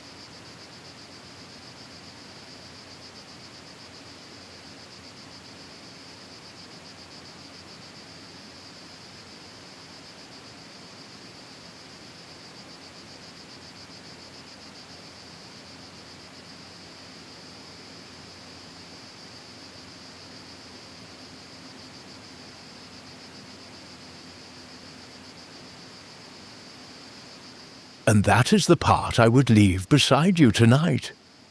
The life you imagine may contain real information. Perhaps it shows you a change worth making. Perhaps there is a door you still can open, a habit you can alter, a train you can catch tomorrow by going to bed tonight. Stoicism does not ask you to protect every present arrangement merely because it exists. Zeno changed almost everything. But change begins from the actual ground, with the actual disadvantages included. The imagined life cannot teach you what it costs, what it asks on an ordinary Wednesday, or who you become after 10 years inside it. Only a lived life reveals its terms.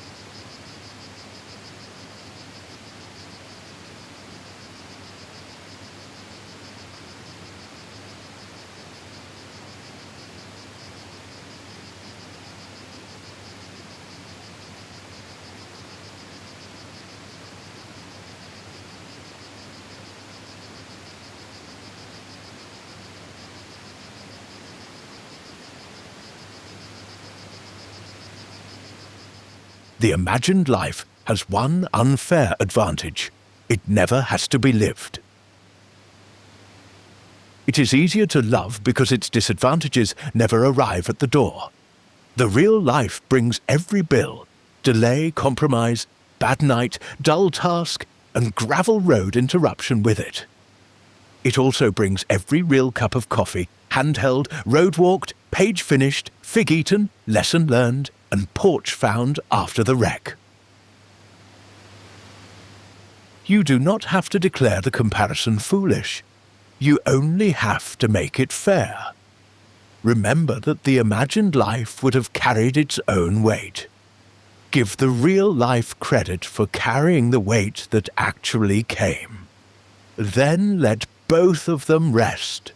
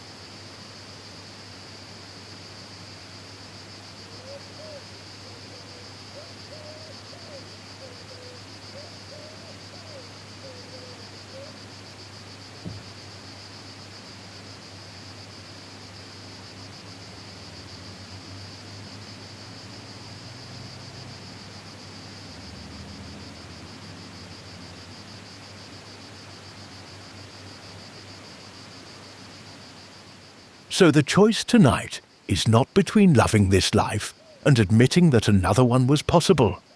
Another life was possible. Many were. Zeno might have sold the purple, returned to trade, and lived honorably in ways no story would preserve. Possibility is not the enemy. The trouble begins when one possibility is polished after the fact and appointed judge over the only life that had to bear consequences. The judge has no scars, no bills, no tired mornings, and no people with minds of their own. It has been spared every test. Naturally, it gives itself high marks.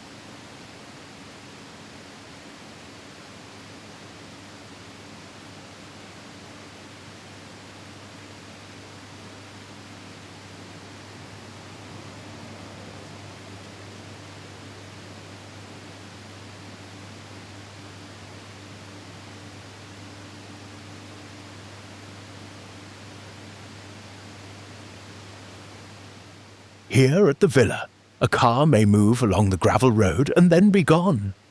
For a moment, the tires fill the recording. Then the insects and the night take their old places again. The sound does not ruin the Tuscan countryside by entering it. It belongs to the place as it was lived, not as a postcard might prefer it.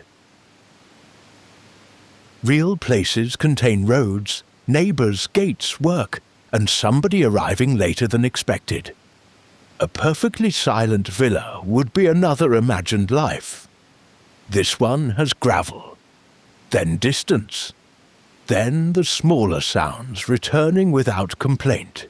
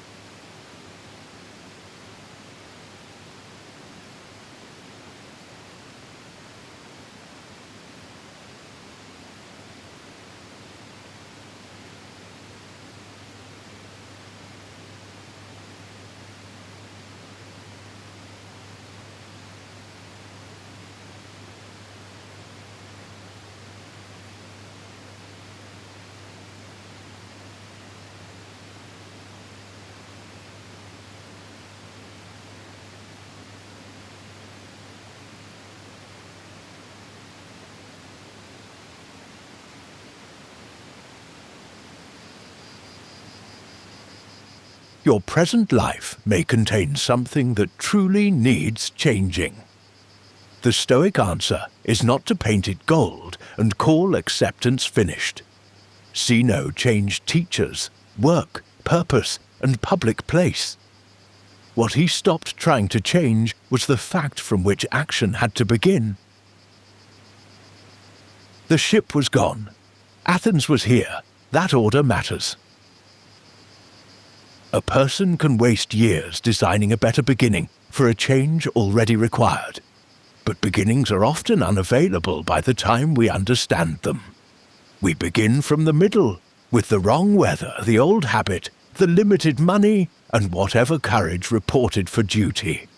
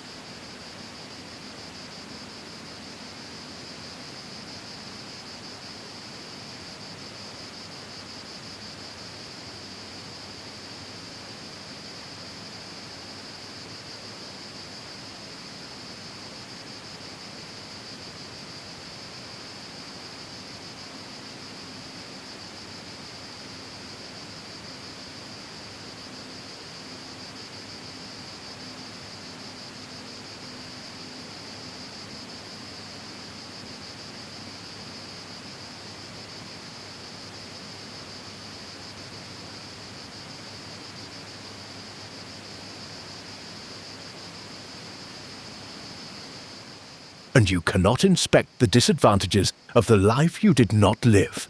You can only grant that it would have had them. Somewhere inside it, a door stuck, a friend disappointed you. Success asked for maintenance. The body remained a body. This is not pessimism added to balance the books. It is simple realism about being human. every life admits weather, every road collects ordinary mud. Once that is restored, the comparison loses some of its theatrical lighting. The imagined life may still be beautiful. It is no longer weightless. The present life may still be difficult.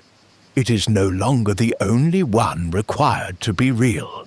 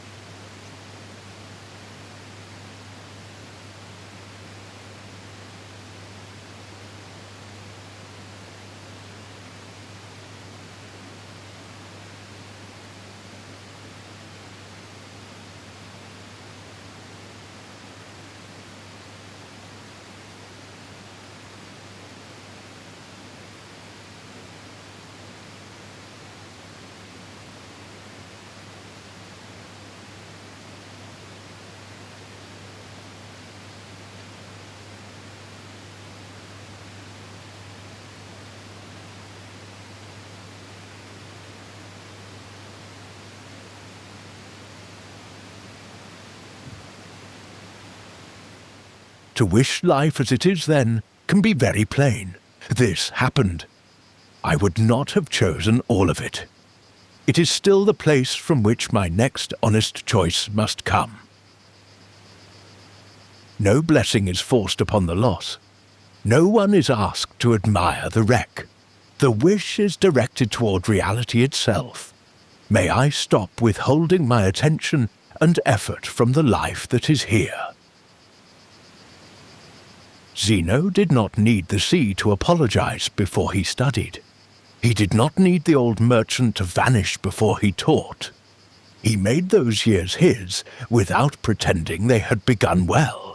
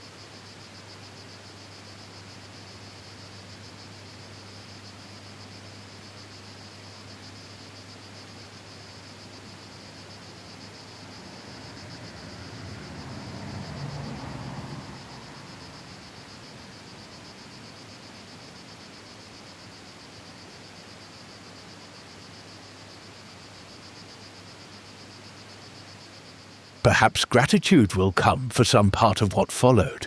Perhaps it will not. Gratitude is a poor tax to levy on people after trouble, and it is especially poorly collected at night. Zeno's later phrase about a prosperous wreck belonged to him after decades of evidence. It was not a receipt he handed himself on the shore. You may wait before naming your own past.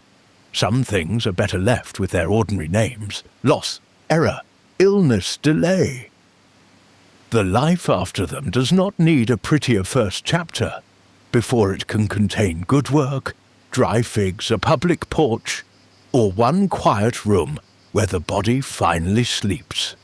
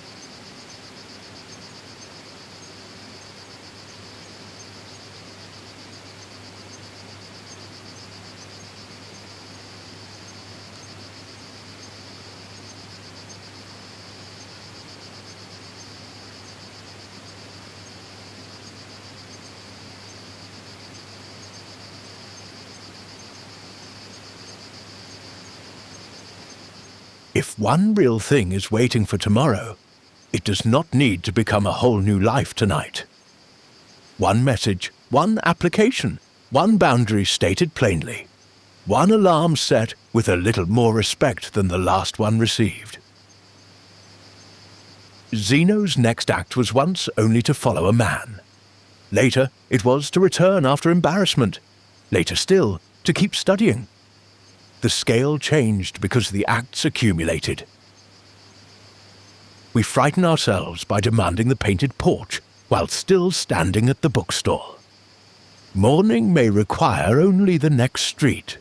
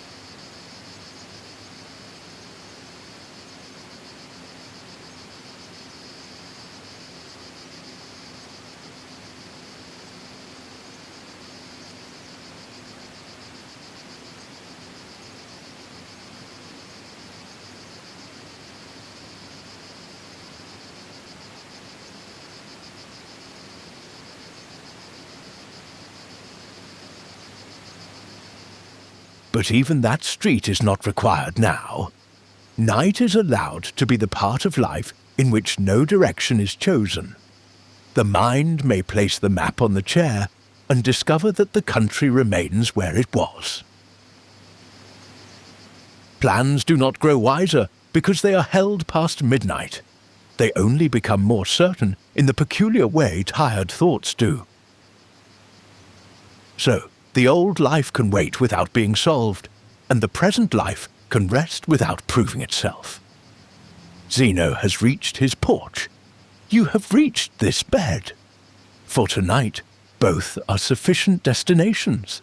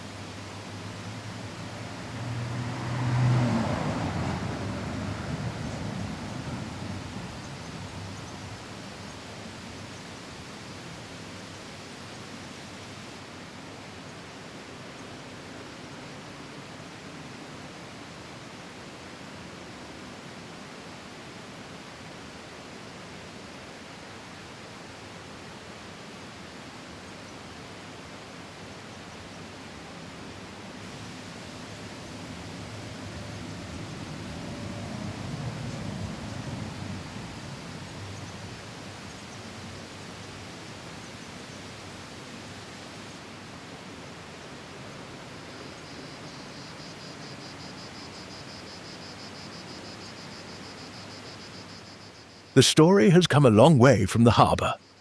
Purple underwater. A dry book on a stall. Crates moving through the crowd. Lentils on the street. Years in other men's rooms. Then painted columns and people gathering beneath them. None of it needs another verdict. The objects may remain where the years left them. We are going to sort only what has followed you into this room. the outline of the life that did not happen, the facts of the life that did, and the one small thing that may still belong to your hands when daylight returns.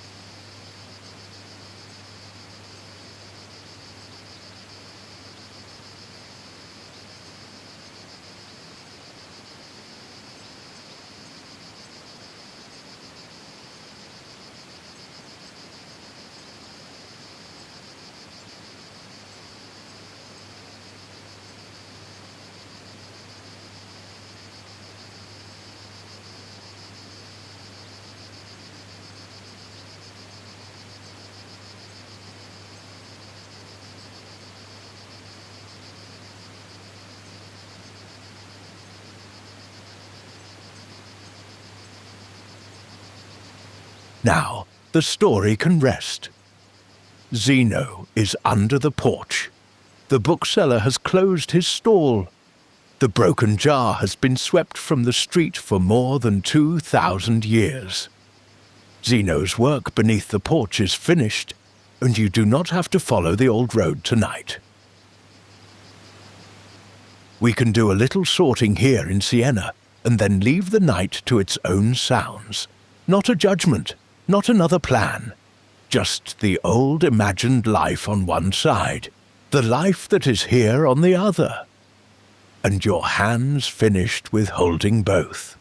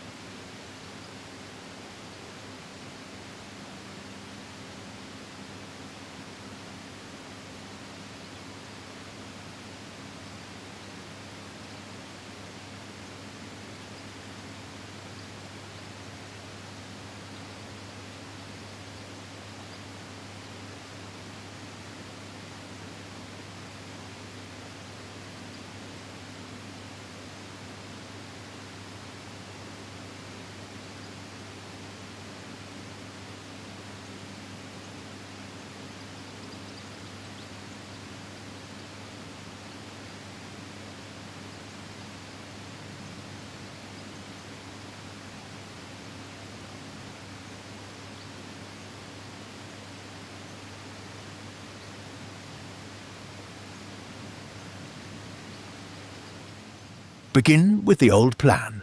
You do not need to describe it. Hold only its outline for a moment. The work you expected. The place, the person, the body. The year by which it was all supposed to have happened. Ask one quiet question. Is that life here in the room? If it is not here, set the outline down. Not because it meant nothing. Not because you were wrong to want it.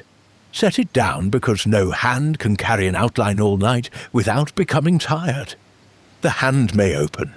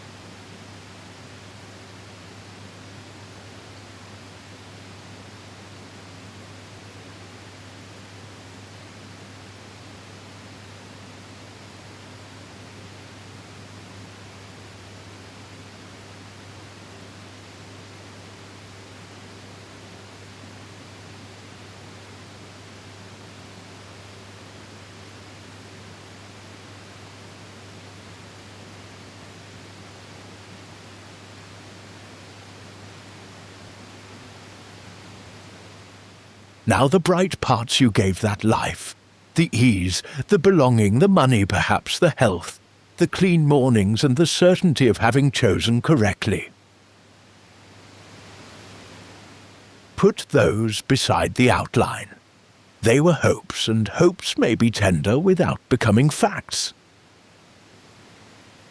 You do not have to tear them up. Lay them flat. Let the paper stop moving. No wind is coming through this room. Nothing needs to be rescued from the floor. This room asks nothing more of those hopes tonight. They have been carried far enough.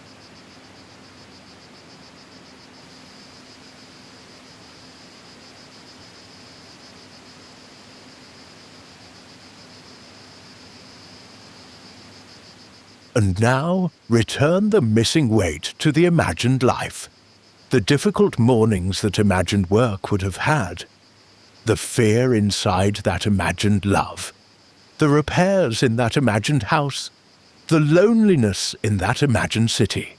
You cannot know their exact shapes, and you do not need to.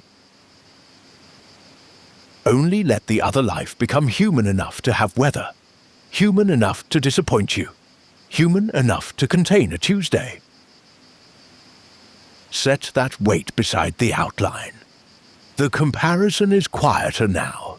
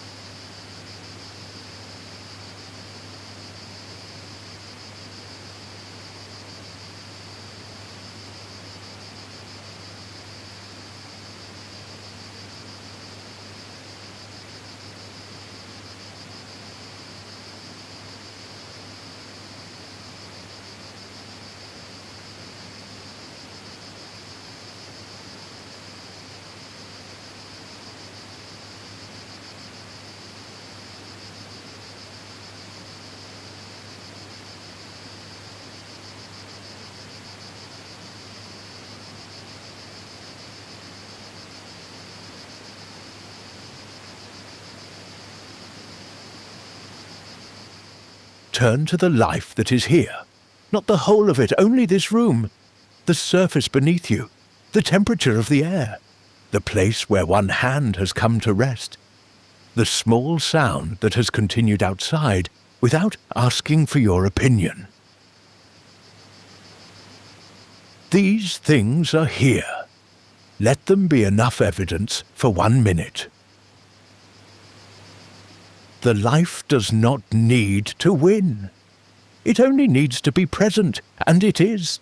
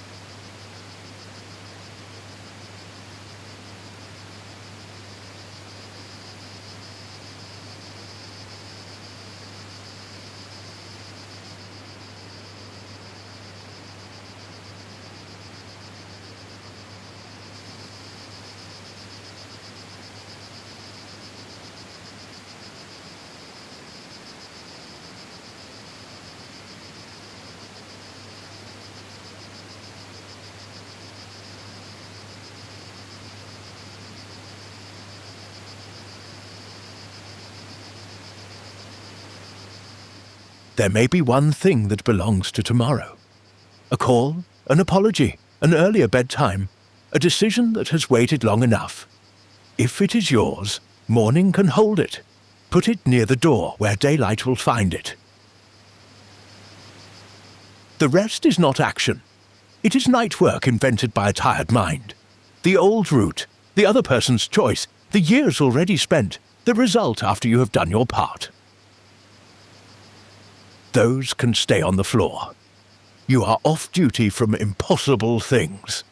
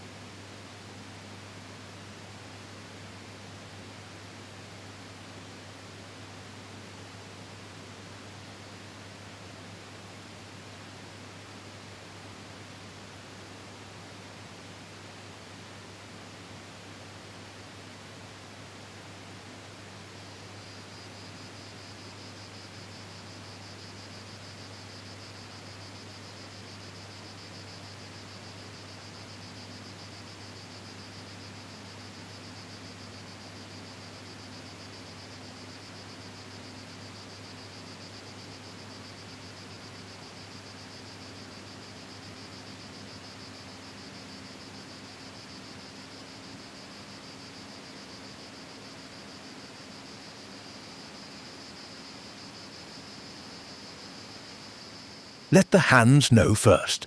The fingers can uncurl, the palms can empty. Nothing purple to save from the water. No jar to hide beneath the cloak. No ticket that can be used by gripping it harder. Let the emptiness move into the wrists and forearms, then the elbows, then the shoulders. Both arms are done carrying the life that is here, and the one that is not. The bed can hold the weight of your arms. No comparison is needed.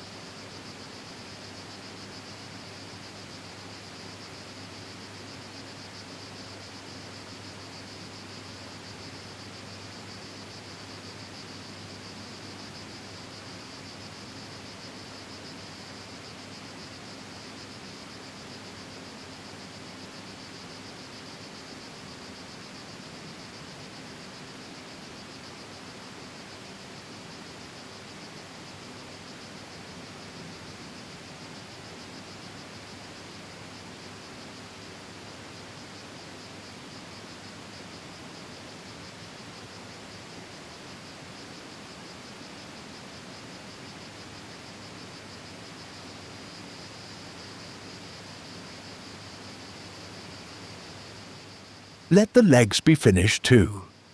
The feet have followed enough roads for one day. The ankles loosen. The calves grow heavy. The knees no longer need to prepare for the next step. Let the weight move upward through the thighs and settle in the hips. Let the lower back spread into the bed. Zeno's road through Athens can continue without your feet. Morning knows where your shoes are.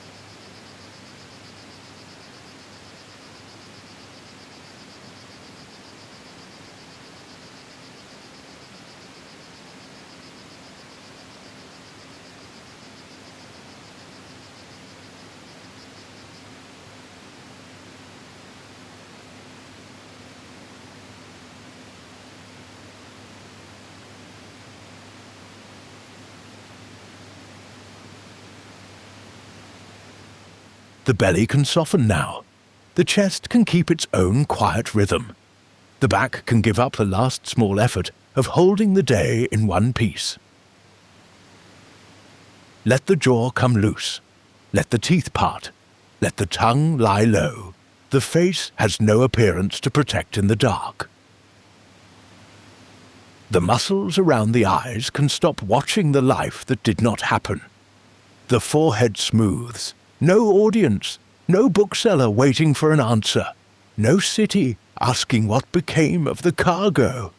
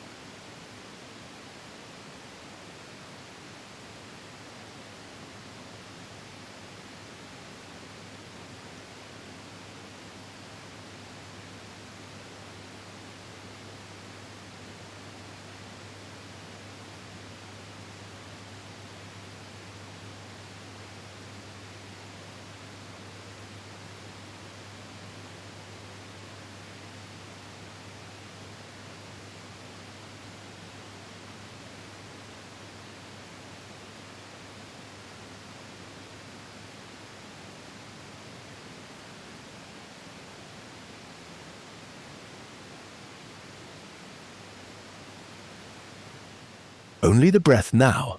It can only come and go in a life that is here. It has never once entered an imaginary room. Let it grow quieter without improving it. In and out. The Tuscan night keeps its insects. A car may pass far off on the gravel and be gone.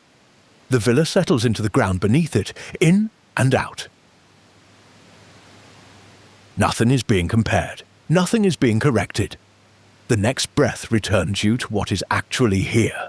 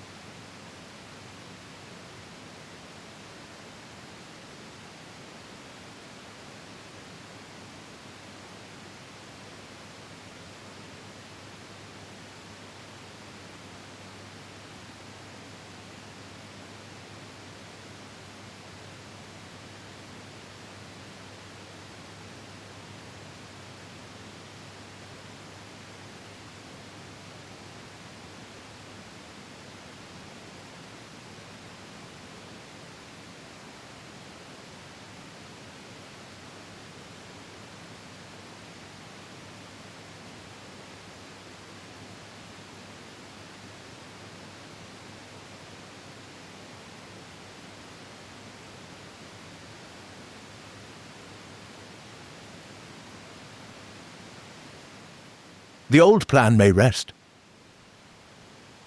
The road may rest. The hands are empty. The porch is here. This life is enough for tonight.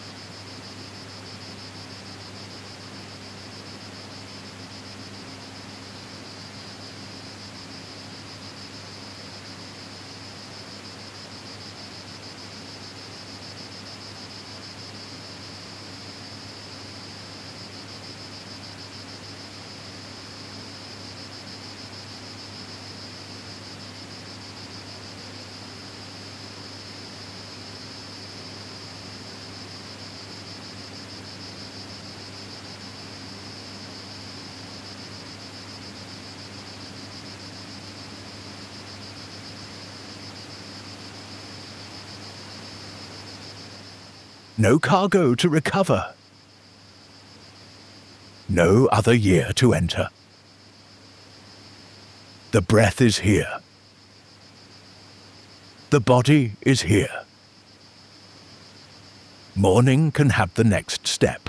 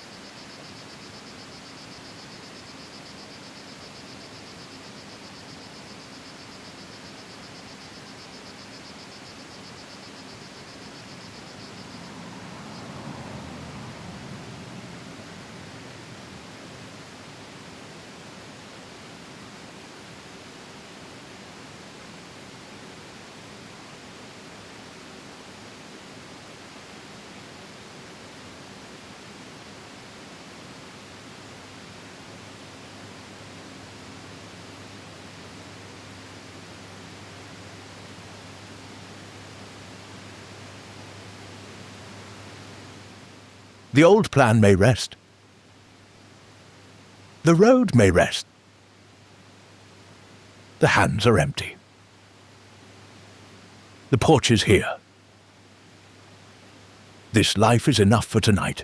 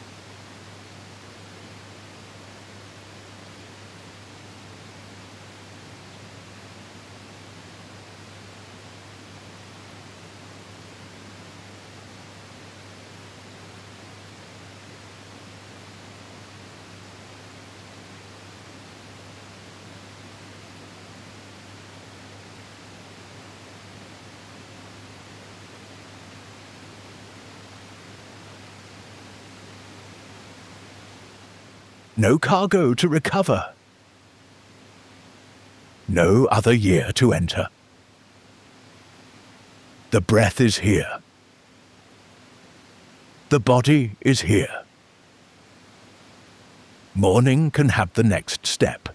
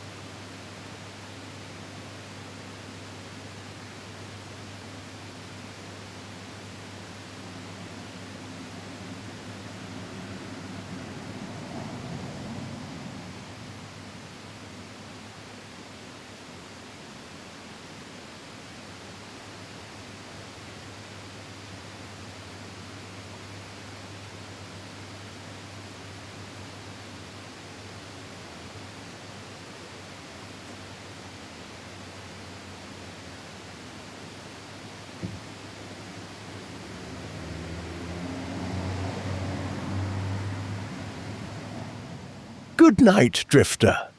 I'll stay here with the Tuscan Knight. You don't have to.